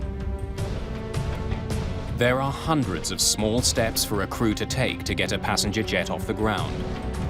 Most of them are covered by checklists. The checklist is a means by which you ensure that important items are positioned or done properly. Transponder. Instead of doing it by memory and having the possibility of a lapse of memory. Brakes. Flight crews use a very rigorous and regimented procedure of following the checklist. Pressure control. Verify that each switch, each dial, each lever is in the proper position before taking the runway for departure. The first item on the taxi checklist is flaps. One of the things that would have been included in their checklist was to configure the slats and flaps for low-speed flight. But because they didn't run the checklist, the crew never set their flaps to the takeoff position. I think Charlie was... No, it is Charlie. You sure? I think so. They hadn't done this checklist at the time they normally would, and as the activities piled up that were potential distractions, they were further and further away from the point at which they would normally perform that function. Their mindset was probably that they had completed it. The pilots got an indication that their plane wasn't properly configured. During takeoff, they couldn't activate the auto throttle because their computer wasn't in takeoff mode. Another step covered by the taxi checklist. Won't stay on. TCI's on set. This should have alerted them that they didn't perform the checklist. If it had occurred to them at that point that we might have missed something else on the checklist, that could have led to a rejected takeoff. They're on now. 100 knots. Okay. Apparently that didn't happen, and so the takeoff was continued. With disastrous results.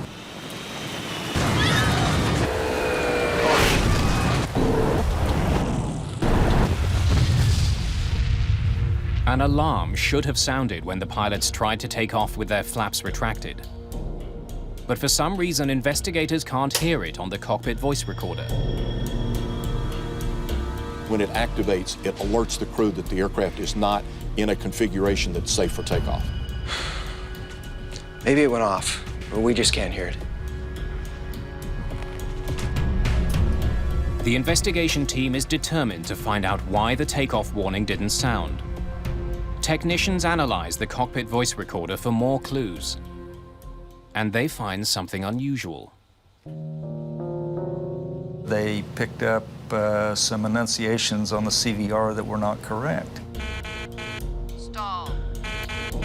Stall. This warning is alerting the crew that the plane is about to stall. But it should be coming from 2 speakers in the cockpit.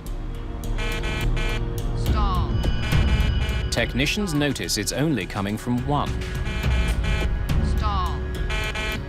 Stall. As the airplane lifted off, there was a stall warning, and it has a typical characteristic of a sound like stall all, because there are 2 enunciations, and the purpose of that is to provide redundancy. But that redundancy wasn't there. We had a single stall. I went to an MD-80 sitting on the ramp at Detroit, and a captain took us through the process of checking out to demonstrate those different sounds. Let's start with the config warning. The takeoff configuration warning is what would have alerted them about the flaps and slats. Flaps. Slats. Flaps. Can we get the stall warning to sound? Stall all. Stall all. He activated the stall warning system by a test switch, and it said stall all. The voice on the left channel is slightly different from the voice on the right, as it should be. But that's not what Clark heard on Flight 255's voice recorder. Can you make it sound like this? Stall.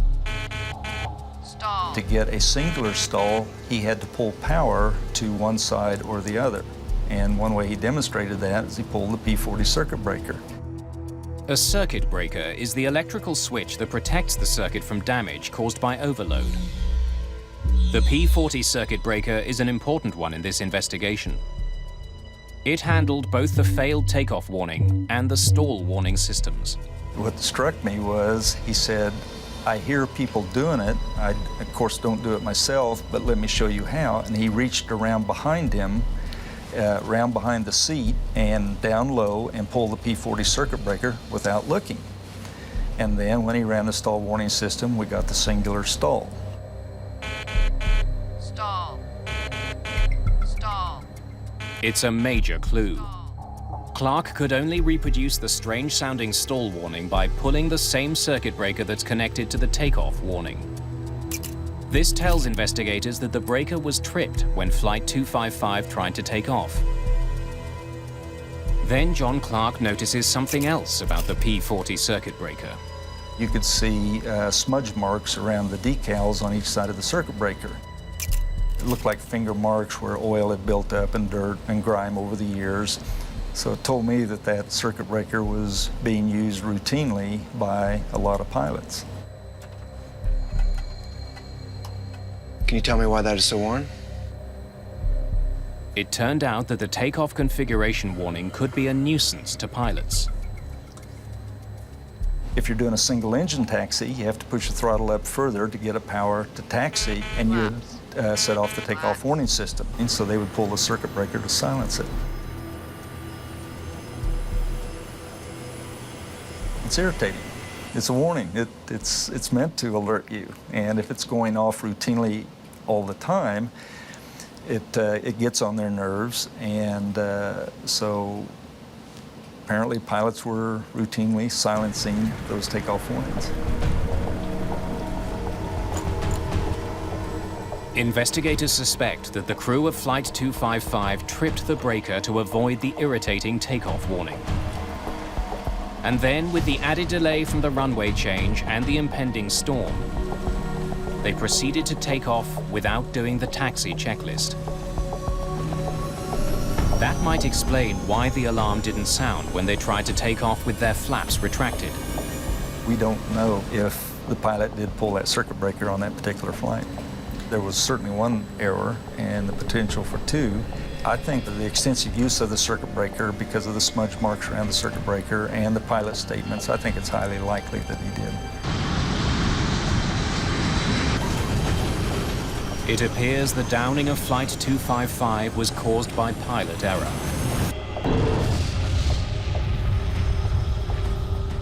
Now investigators can accurately piece together what happened that night in Detroit.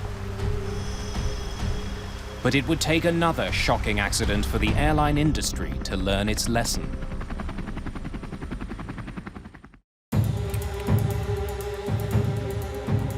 Jack Drake's team has discovered what caused the crash of Flight 255, but cannot prevent it from happening again. 1 year later in Dallas, Delta Flight 1141 tried to take off without their flaps extended. The investigators who had been working on the Northwest crash are stunned. I was very frustrated to learn that another airline had done the same thing in a different aircraft type about a year later. The Delta crash would uncover potentially deadly flaws Before start checklist, battery. in the checklists commercial pilots are trained to follow. The Delta and Northwest crashes killed 170 people and had eerily similar causes. In both disasters, the workload in the cockpit increased. Jesus, look at this. Northwest 255, now exited Charlie runway 3. If we get out of here pretty quick, we won't have a delay. Auto land. And in both, the pilots failed to perform vital elements of their checklists. It is very unusual for a crew to not perform a checklist. They have done it hundreds upon hundreds of times. Brakes, windshield heat is on, cabin pressure controller is checked. The normal procedures were a little bit out of the norm, and as a result, it got overlooked. To prevent this from happening again, aviation officials turned to a government agency that knows the importance of clear procedures. 4, 3, 2, 1. NASA. So they're in there, ready to go. All right. Jack Drake and his team wanted the US Space Agency to help create checklists that decrease the odds of items being skipped. Asaf Degani was a research scientist working with NASA. After the accident, he took on the project of improving a flight crew's pre-takeoff procedure. We looked for any research that was done on checklists or procedures in general, and in fact, we couldn't find anything. So Degani had to start from scratch. But there are dozens of different checklists to examine. Most of the ones on Flight 255 were printed on a single card. They listed the tasks the crew had to carry out, but didn't give them a way to keep track of what was and what wasn't done.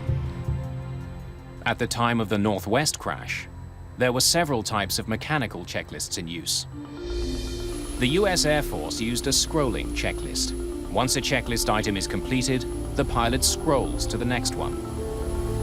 American Airlines used a system that allowed pilots to cover up completed items with a plastic slide, so only the non-completed items would be displayed. Asaf Degani set out to see firsthand how pilots were using checklists. He wanted to make it less likely for them to make mistakes. He sat in cockpits and observed 42 different crews in action. Degani concluded that many checklists were badly designed. There's a certain flow by which you go about checking things. And the idea is to prevent a case where you're doing one thing here, one thing there. Checklist should have a certain flow, which is a logical flow, and not one which is kind of random. Go, and they're ready, and they're going through there. Degani also found a much more serious problem with checklists. If pilots are interrupted, they sometimes forget where they left off. Transponder. Checked. And on. And there's many cases where people would do A, B, C, D, E, an air traffic call would come, they'd have to respond to it, and that's an interrupt. Northwest 255, now exited Charlie runway 3 center. They would go back to the checklist and skip a certain item and continue on the list, assuming that the whole list was done. People were very concerned about that. To ensure no steps are missed, airlines train their pilots to return to the top of a checklist following the interruption and start over. Again, Asaf Degani sees a problem. And we found that if checklists are very, very long and meticulous, that's overburdening the crew, and they sometimes would not want to start again from the beginning. To address the problem, Degani suggests changes across the airline industry. One of our recommendations from the study is to try to take long checklists and chunk them to small pieces so that if an interruption happens, then doing another 4 or 5 items, it's not a big effort as opposed to doing 20. Degani even made recommendations about the typeface that airlines use, so they can be more easily read by pilots. Perhaps the biggest advance to checklists is the move from paper to computers. Since at the time computer technology was coming into the cockpit, it made a lot of sense to think about the electronic checklist. Today, Degani and his team are studying smart checklists that keep track of checked items. They provide pilots with a visual indication of where they are on the list, and in some cases verify that the task has been correctly carried out. Electronic checklist shows you which item was completed and which item was not. Computerized checklists are now slowly making their way into the cockpits of commercial airplanes. They make it far less likely that an accident like Northwest 255 could happen again. The FAA also ordered a modification to the alarm system of all commercial jetliners to prevent nuisance alarms. The takeoff warning was redesigned, so it could not sound unless the plane was actually taking off. Jack Drake went on to investigate hundreds of accidents over a 26-year career with the NTSB. The crash of Flight 255 taught him a valuable lesson. This one is a worldwide example of the importance of following checklists and configuration being completed correctly on every takeoff. And so it became something that was a part of the training curriculum in virtually every airline around the world. The case of Northwest 255 is no different. It's a series of events, runway change, task saturation, an overlooked checklist, a failed takeoff warning system. Put all of those together, those links in a chain, and you end up with the accident. If you were to break any one of those links, the accident wouldn't have happened. Flight 255 will also be remembered for its lone survivor, Cecilia Sheehan. She's never spoken publicly about the death of her family. But she's stayed in touch with the people who rescued her that day. She's full of life, and the conversations we have, it's more about, her sports and her husband and her vacations. She just said maybe one day she'll come out and tell the world what Cecilia is doing.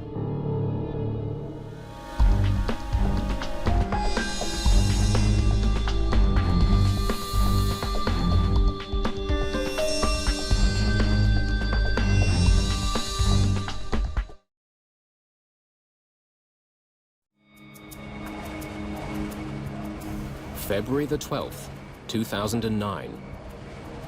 Just outside Buffalo, New York.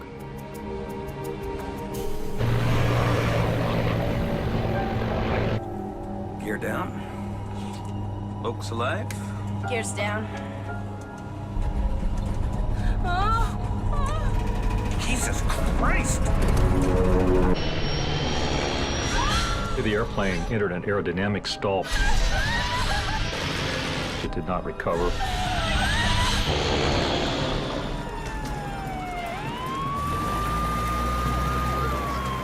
It was one of the grisliest, nastiest scenes that I think I've seen.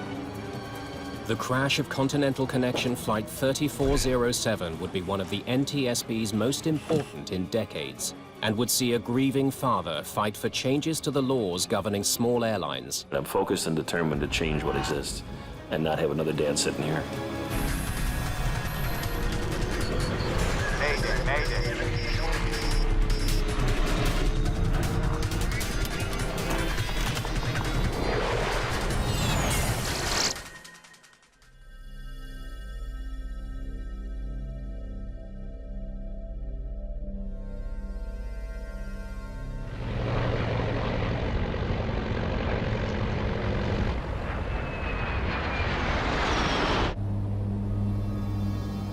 Continental Connection Flight 3407, operated by Colgan Air, is en route from Newark, New Jersey to Buffalo, New York. It's been a busy flight for Captain Marvin Renslow. He's providing guidance to a new first officer, Rebecca Shaw, a former flight instructor from Seattle. Bless you. Shaw's only been with the airline for just over a year. She must decide if she now wants to become a captain. I don't know what I want to do with the upgrade. It depends where I'm based. Well, think of it this way. If you stayed on the queue, obviously you're not making the captain rate. Right. But you may have a better quality of life with regards to buying a house, having a schedule. Shaw trained to be a first officer on the plane they're flying now. A Canadian-made Bombardier Q400. It's a twin-engine turboprop, popular with regional airlines. The 45 passengers have had a long night. Their plane was held up for 2 hours at Newark, a delay considerably longer than their journey. Flight 3407 is heading northwest over upstate New York. The trip is only 53 minutes. Visibility is poor, and there's a forecast of snow and moderate winds in Buffalo.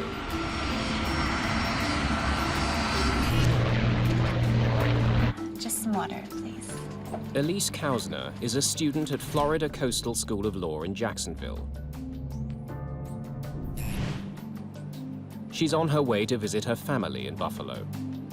She had 5 nieces and nephews at the time, and they had love luncheon at the kids' school, a couple of the nephews, and they both wanted Aunt Ellie to be their guest. Any excuse to come home, she came home. She talked to all of us from Newark. Hey. And she called us from the lounge. Yeah, it's been over 2 hours. She was PO'd because of the delay. Folks from the flight deck, your first officer speaking. It looks like at this time we're about 10, maybe 15 minutes outside of Buffalo. Weather in Buffalo is pretty foggy. Snowing a little bit there. I'd like to make sure everyone remains in their seats so the flight attendants can prepare the cabin for arrival. Thank you. Colgan 3407, descend and maintain 2,300. Okay, down to 2,300. Colgan 3407. Let's do a descent checklist, please. We can do the approach checklist along with it. Sure. Bug set. Set. GPWS landing flaps selected 15 degrees. The pilots go through a list of settings for the plane to continue its landing approach. We're off. Yep. Passengers can already glimpse the lights of Buffalo's suburbs.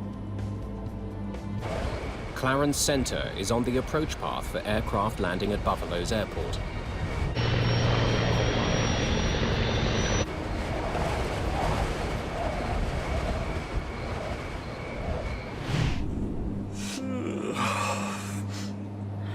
Gear down.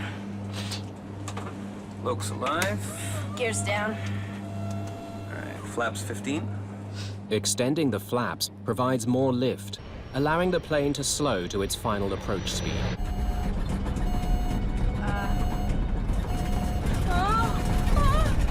Jesus Christ! Suddenly, the control column starts to shake. The Q400 is slipping out of control.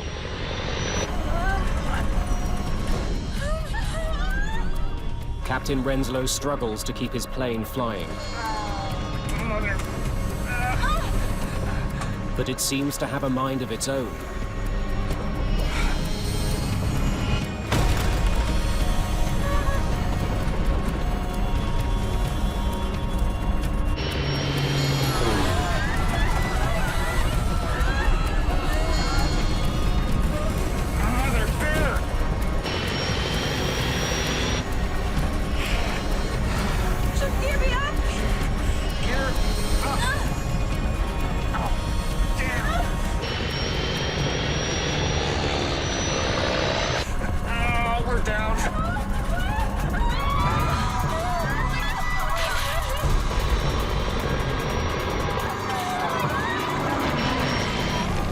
The plane crashes into a house at 6038 Long Street.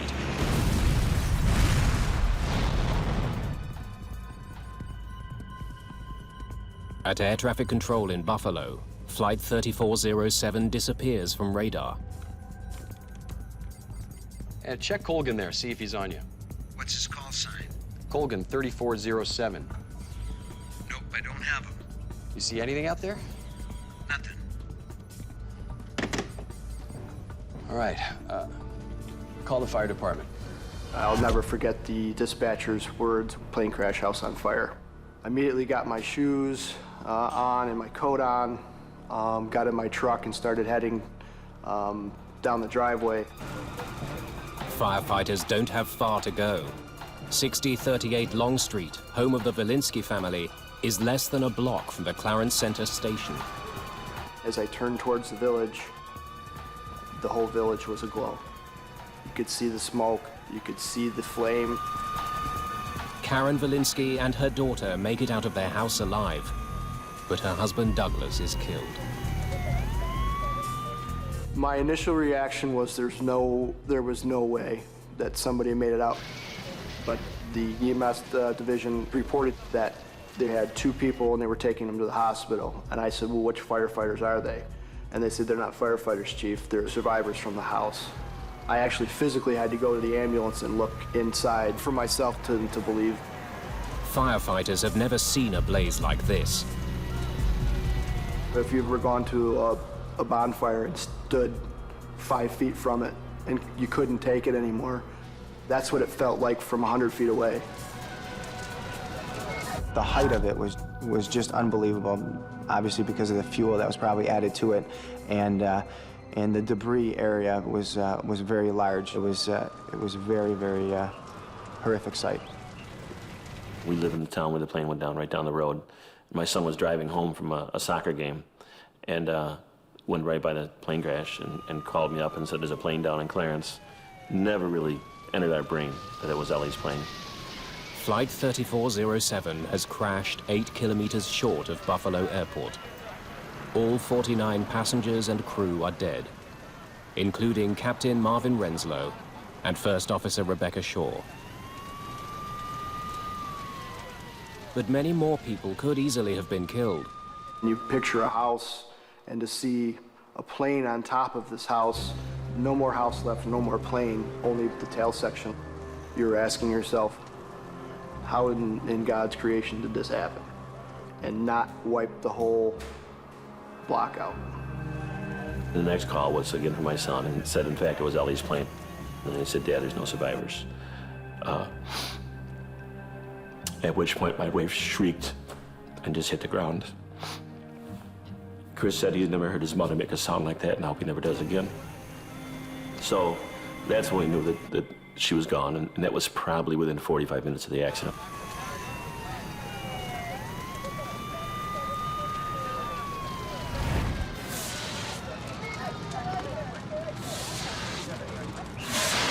The scene in the morning is one of utter devastation. Clint Crookshanks from the NTSB. Can I start poking around? Clint Crookshanks is one of the first investigators on the case. When we arrived on scene, there was a fire still burning. It turns out it was from a gas line that had been broken in the house. The fireman would put the fire out and it would reignite every couple of minutes. It was one of the grisliest, nastiest scenes that I think I've seen. Flight 3407 may have been a small plane, but it's the worst crash in the US in more than 7 years. It will become one of the NTSB's most important investigations.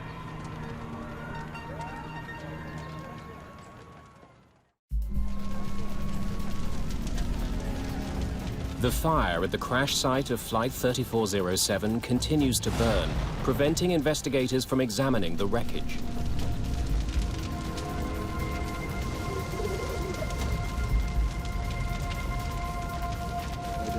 That's where I think the box. The airplane had crashed into a house, and then it had burned all night long, so all the debris was basically in the house. Our concern is that we're losing evidence. It's perishable, and if we can't get in there and get the fire out, then we're not able to maybe get a hold of evidence that might help us during the investigation. Clint Crookshanks urgently needs to recover the black box flight recorders, which could contain valuable clues about the accident. We knew that the recorders were in the tail part of the airplane. Ordinarily, investigators don't go near a crash site that's still burning. But if the black boxes can't be rescued, they may never find out what brought down Flight 3407. We started looking around and poking around into the wreckage and actually found out where they were. Okay, whoa, it's probably in here, okay?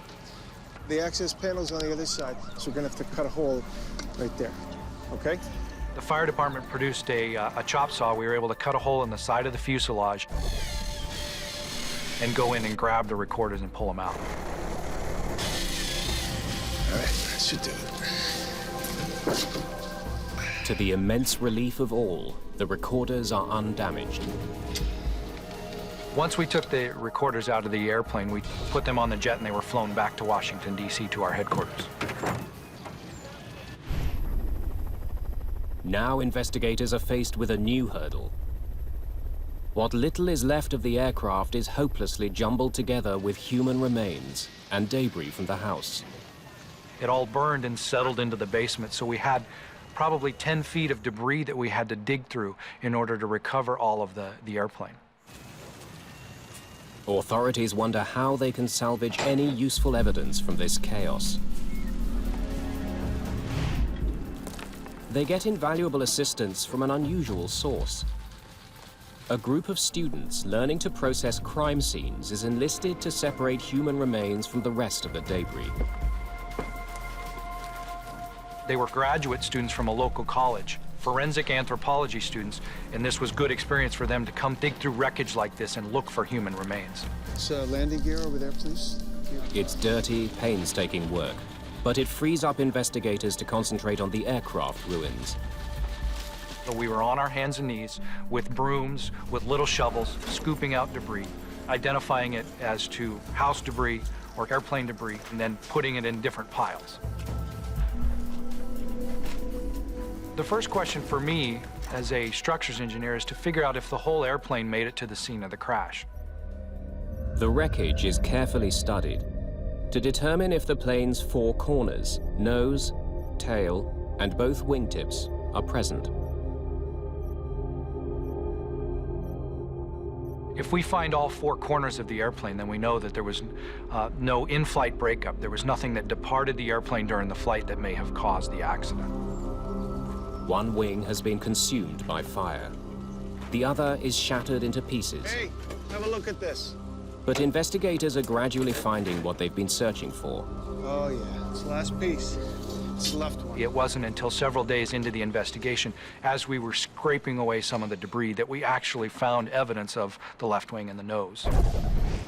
Investigators now have all the pieces they need to conclude that the entire plane is at the crash site. Whatever caused the disaster was not the result of a breakup in flight.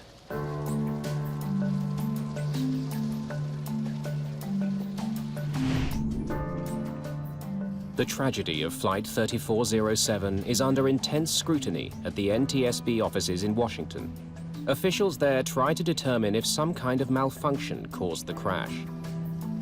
On this particular accident, we knew it was a landing accident, so we wanted to check the aircraft's performance, and then also we checked for flight control continuity. Much of this responsibility falls to Scott Warren. My role in the investigation was to be the systems group chairman for the safety board, so I was in charge of looking at all of the aircraft systems. Warren analyzes the aircraft's cockpit voice recorder, or CVR, to determine if there were any indications of a problem in the cockpit. Lieutenants can prepare the cabin for arrival. Thank you. Is that ice on the windshield? He discovers that 6 minutes before the crash, the crew of Flight 3407 had noticed a buildup of ice on the aircraft. Got it on my side. You don't have yours? Oh, yeah.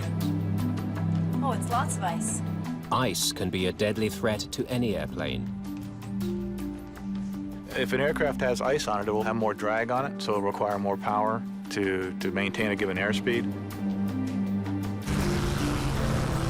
Oh yeah, it's the most I've seen on the leading edges in a long time. Until a year ago, Rebecca Shaw had no experience with ice on an aircraft. I'd never seen icing conditions. Never de-iced. Never experienced any of that. When ice accretes on a wing, it adds weight to the airplane, but most importantly, it changes the shape of the wing. And of course, it's the shape, the curved shape of the wing that actually creates the lift. So by changing the lift characteristics of the airplane, it makes it less able to fly. You know, I'd have freaked out. Like, I'd have seen this much ice and thought, oh my gosh, we were gonna crash. Observing that there was ice on the airplane was an important thing to do. But then it would be important to turn around and verify that your anti-ice and de-ice equipment was on, and there was no indication on the voice recorder that they actually rechecked. Flaps 15. The CVR reveals that only minutes after the crew detected ice, a device called the stick shaker went off. It was a warning that the plane was about to stall, literally to fall out of the sky. Shortly afterwards, the aircraft did precisely that.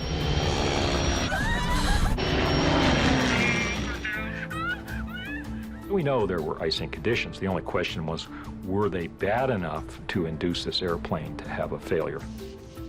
Ice is now the chief suspect in the crash of Flight 3407. If it's ice, let's prove it. We were all convinced that we had an icing accident. We said, yeah, it's going to be an icing accident. We just got to make sure we look for these few key aspects of icing, verify that, and we're good. But some of the victims' family members are less convinced. Our initial thought was that it was an ice-related incident, that there was an icy night and brought the plane down. And as we began to talk to people who knew airline travel, who were pilots themselves, they would look kind of askance and say, I don't think so. That doesn't make sense. Some investigators share that suspicion. Scott Warren knows a plane like the Q400 has a sophisticated de-icing system. It's designed to keep ice from building up on the wings and other critical parts of the aircraft. To prevent ice accumulating, the plane has rubber bladders along the front of the wings, called de-icing boots. A series of valves uses air from the engines to inflate the boots and crack the ice off the wing. Those boots are designed to inflate periodically, and that inflation breaks off the ice that's accumulated on those leading edges. Warren now wonders if the crew of Flight 3407 actually turned on their de-icing equipment. He studies data from the plane's other black box, its Flight Data Recorder, or FDR. It tracks the workings of crucial aircraft systems, including the de-icing mechanism.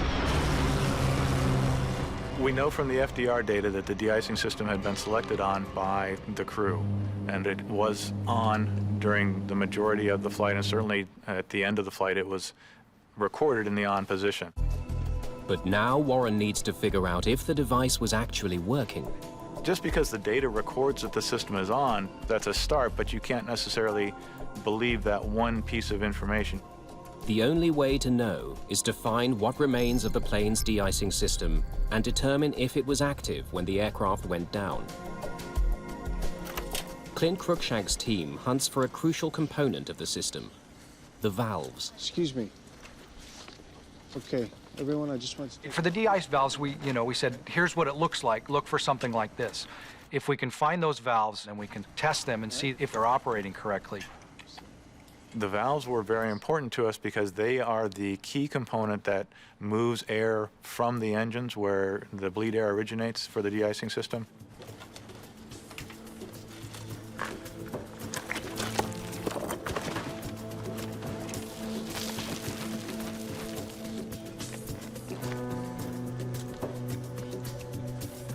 Okay, good. 5 more to go.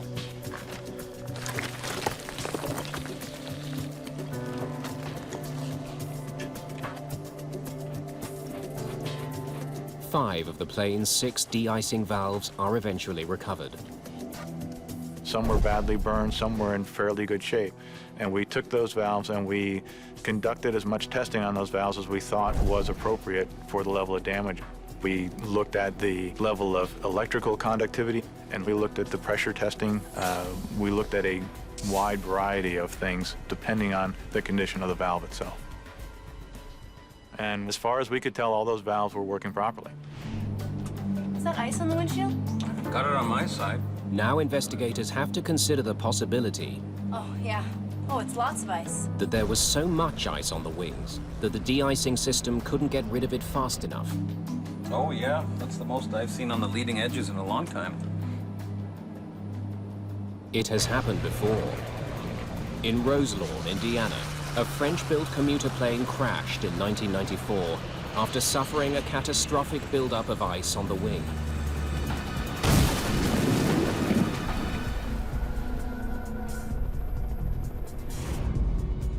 By analyzing how much power was needed for the plane to maintain its airspeed, investigators reach a surprising conclusion. Basically, the aircraft was flying as if it had a relatively small amount of ice on it, but a very manageable amount of ice. Looks normal. It was not overloaded, it was not excessive. If ice didn't bring down the plane, something else must have caused it to stall. Warren studies the Q400's operating manual to learn the plane's stall speed, the velocity at which it can no longer generate enough lift to stay in the air. He discovers that in the conditions Flight 3407 was flying through, it's roughly 111 knots. He now compares the plane's stall speed with its actual airspeed just before the stall warning went off. 131 knots, well above the danger zone. Flaps 15. When the stick shaker went off, Jesus Christ! they were not necessarily at the edge of a stall. They were still 20 knots or so away from the stall. This new revelation deepens the mystery of Flight 3407. If it wasn't stalling, why did it fall out of the sky? Investigators turned their attention to the critical seconds before Flight 3407 went out of control. They look for clues that could explain why the stall warning went off when the aircraft was flying well within its safety margins. They discover that this plane has a unique feature known as a reference speed switch. It governs the sensitivity of the plane's stall warning. Very few airplanes, in my experience, have such a switch. This airplane is the only one I know of that has an actual switch on the overhead panel. It was designed by the manufacturer to be an extra safety feature. Some kind of variable ref speed? Pilots are supposed to turn on the reference speed switch when they're going to be flying through icing conditions. And we'll probably be picking up some ice. When in the increase position, it reminds pilots to fly faster to counteract any drag effect ice will have on the aircraft. When you are in icing conditions and ice does accrue on the wing, it can cause the stall speed to go up And so this ref speed switch correspondingly causes the warning to come on sooner or at a higher speed. What that switch does is it basically changes the trigger settings for the stick shaker. So we had to ask the manufacturer, how does this switch work? And what we found was it was part of the system's description that the crews got when they went through training, but they didn't get a lot of training on how to handle that switch. It seemed like it was too simple to worry about. Investigators need to know if the crew of Flight 3407 had turned on the reference speed switch, triggering the stick shaker at a faster than normal speed. The flight data recorder doesn't show whether the switch was on. Investigators must find another way of determining its position at the time of the accident.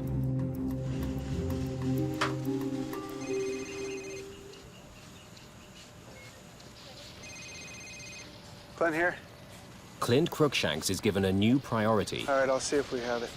Recover the ice protection panel from the Q400's cockpit, where the reference speed switch is housed. Since the panel was in the cockpit, finding it is a challenge.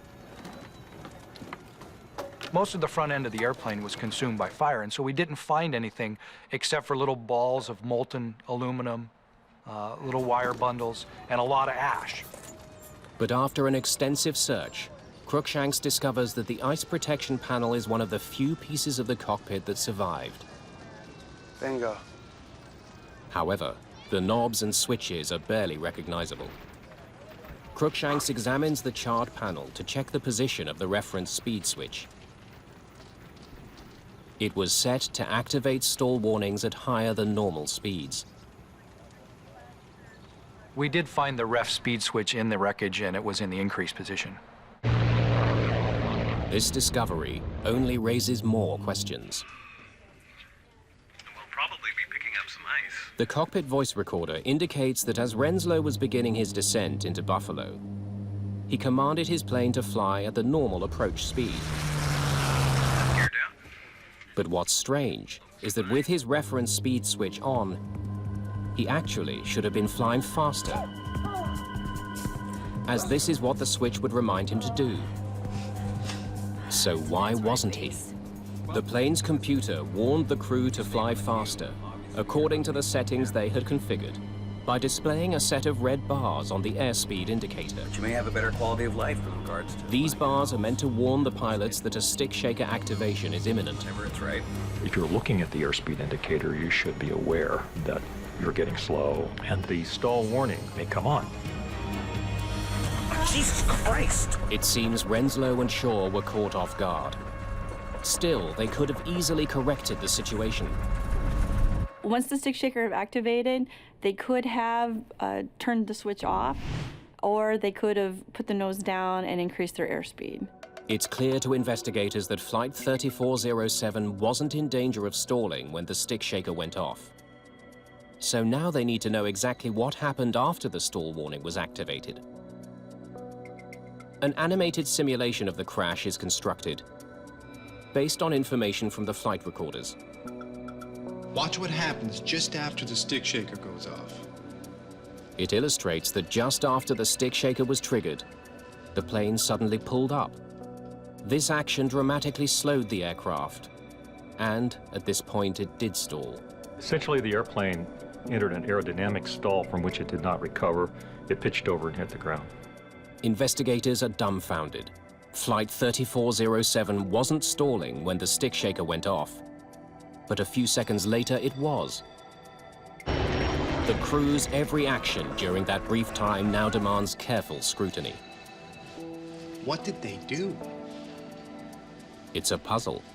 How could a trained flight crew take a plane that wasn't stalling and in the space of a few moments make it fall from the sky?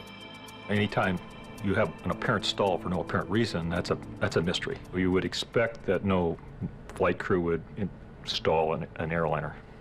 So the question is why? The focus of the investigation now switches from the plane to the crew, specifically on the moves they made during the critical seconds after the stall warning sounded.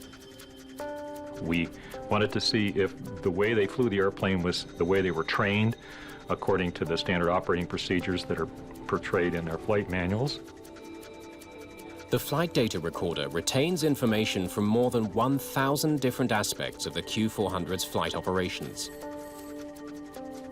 From the airspeed and altitude to the position of the rudder pedals and throttles.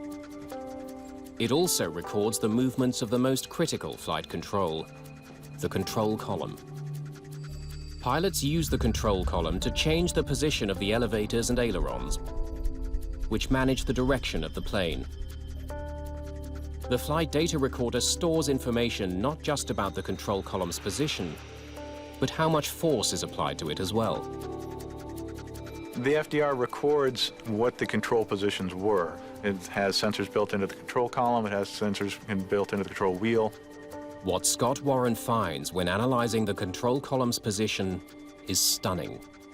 In response to the stick shaker, Captain Renslow should have pushed the column forward to bring the nose down and gain speed.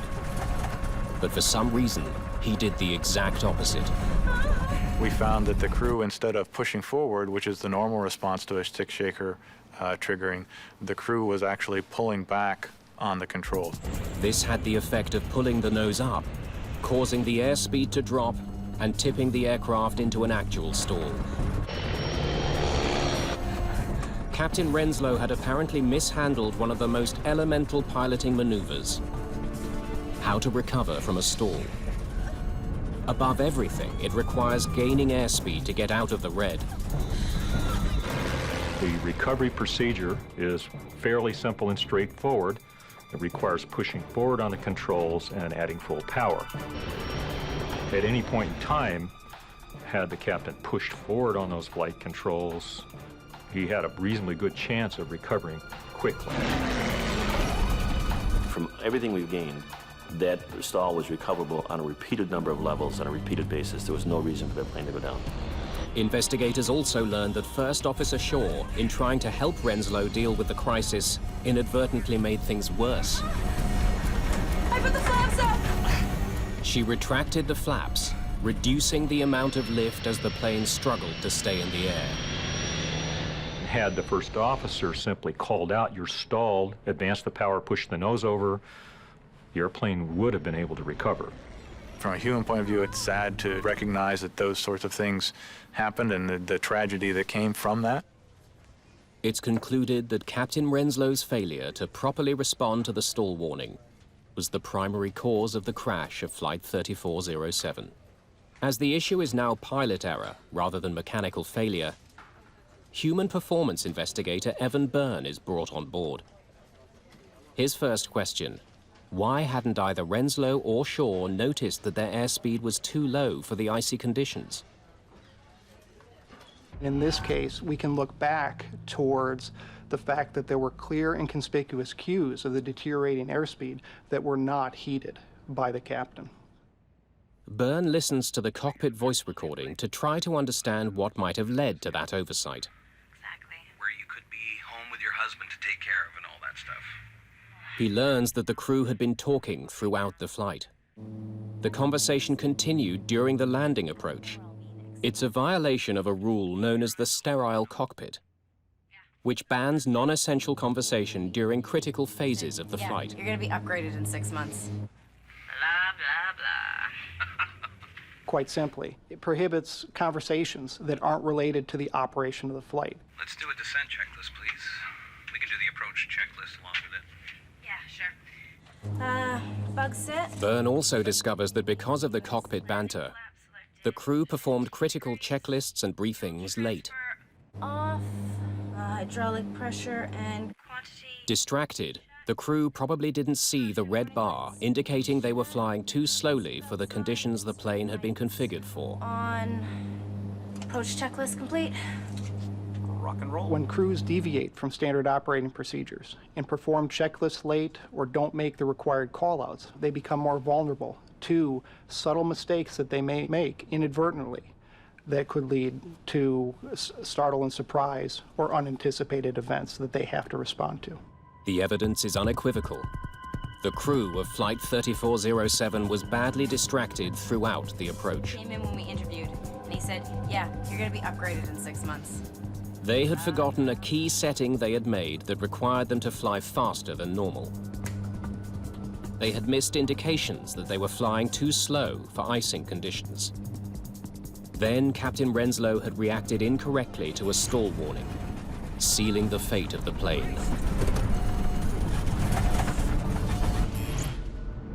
Evan Byrne wonders, what could have caused a trained airline flight crew to have made such missteps? He finds a clue on the cockpit voice recording. Excuse me.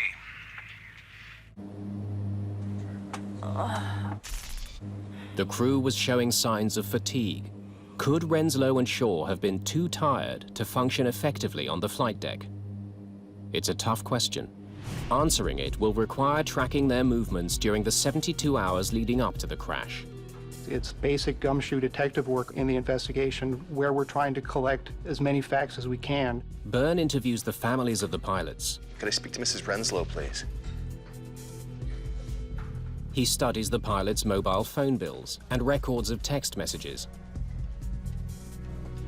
He searches the airline's computer system to determine if and when the crew used it to check their schedules. He needs to track their every move. And what time did Rebecca leave the house? We're talking to colleagues or other pilots, check airmen, instructors, and we ask all those people about the pilots, about their recent activities. He learns that neither pilot actually lived anywhere near Newark, but could not afford to stay in hotels on their salaries. Captain Renslow was earning $60,000 annually at Colgan Air. First Officer Shaw was being paid less than $16,000 a year, substantially less than an average bus driver. As a result, both pilots had made long cross-country commutes to Newark. Captain Renslow from his home in Florida, and Rebecca Shaw from Seattle, Washington. In fact, Shaw had commuted all night from Seattle on a cargo flight that connected through Memphis. Captain Renslow had spent the night in the airline's crew lounge at Newark Airport, after having already worked 2 days. He was seen sleeping on a couch in the lounge. It was against company rules, but pilots who couldn't afford housing near the airport did it anyway. Records show that at 3:10 a.m. on the morning of the crash, Renslow was awake. He checked his work schedule on the airline's computer network.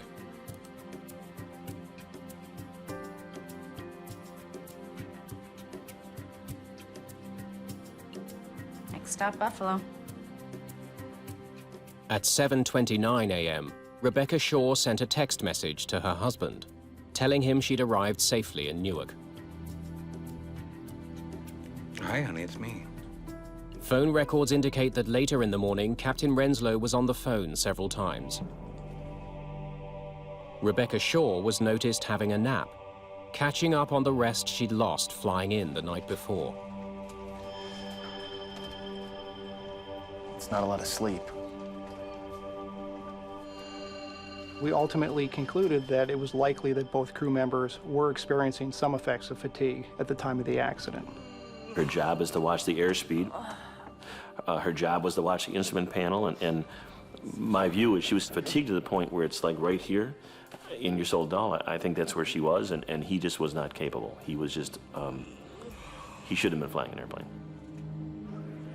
The revelation leads John Kausner to become a fierce advocate for changes to the industry.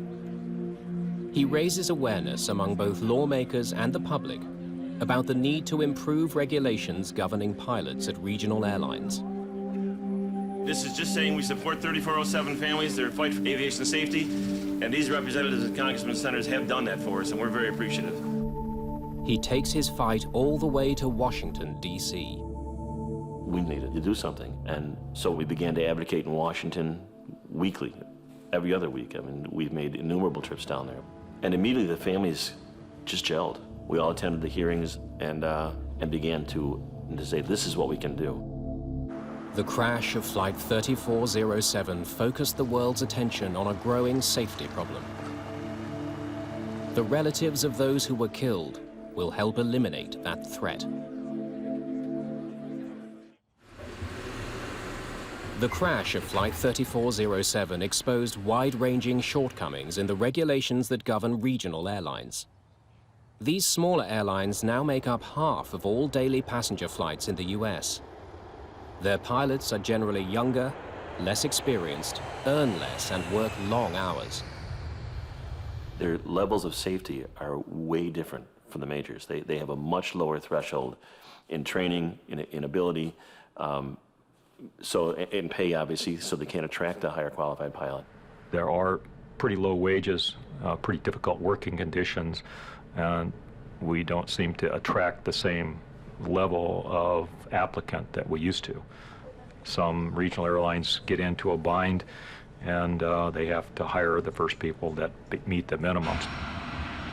In the US, of the 7 fatal accidents involving passenger jets over the past 10 years, 5 have involved regional airlines.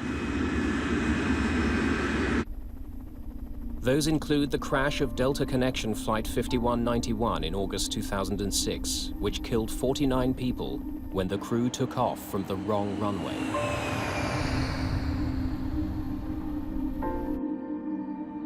John Kausner's campaign to change laws governing pilots has paid off.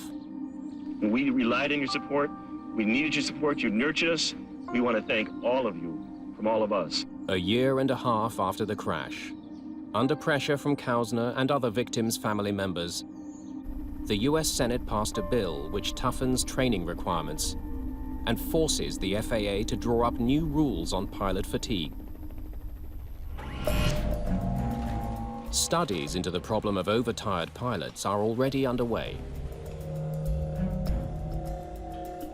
At the University of Iowa, researchers are developing a system that could help pilots resist fatigue, stay engaged with the critical task of flying, and prevent future tragedies like that of Flight 3407. Thomas Schnell is a human factors engineer. We use a number of neurocognitive and physiological sensors that we apply on subjects, pilots that we invite for our studies.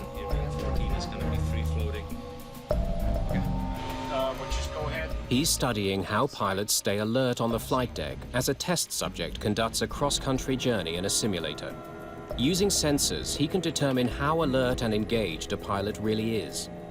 The research could lead to the development of fatigue detectors on airplanes. We are trying to predict pilot state so that we can adjust something on the flight deck to prevent the problem from getting worse or starting in the first place. We monitor brain activity, eye movement activity, heart, the EKG, and respiration, and other parameters in an effort to figure out what the pilot's or the crew's state is. Are they fatigued, overworked? Are they disengaged or distracted? This section is where they were really drowsy, and you can see that the gaze has become kind of bored. Schnell instructs the flight simulator to trigger a major systems failure in the cockpit. It's no good. Everything's dead. Hydraulic systems have failed. Flaps are not applicable.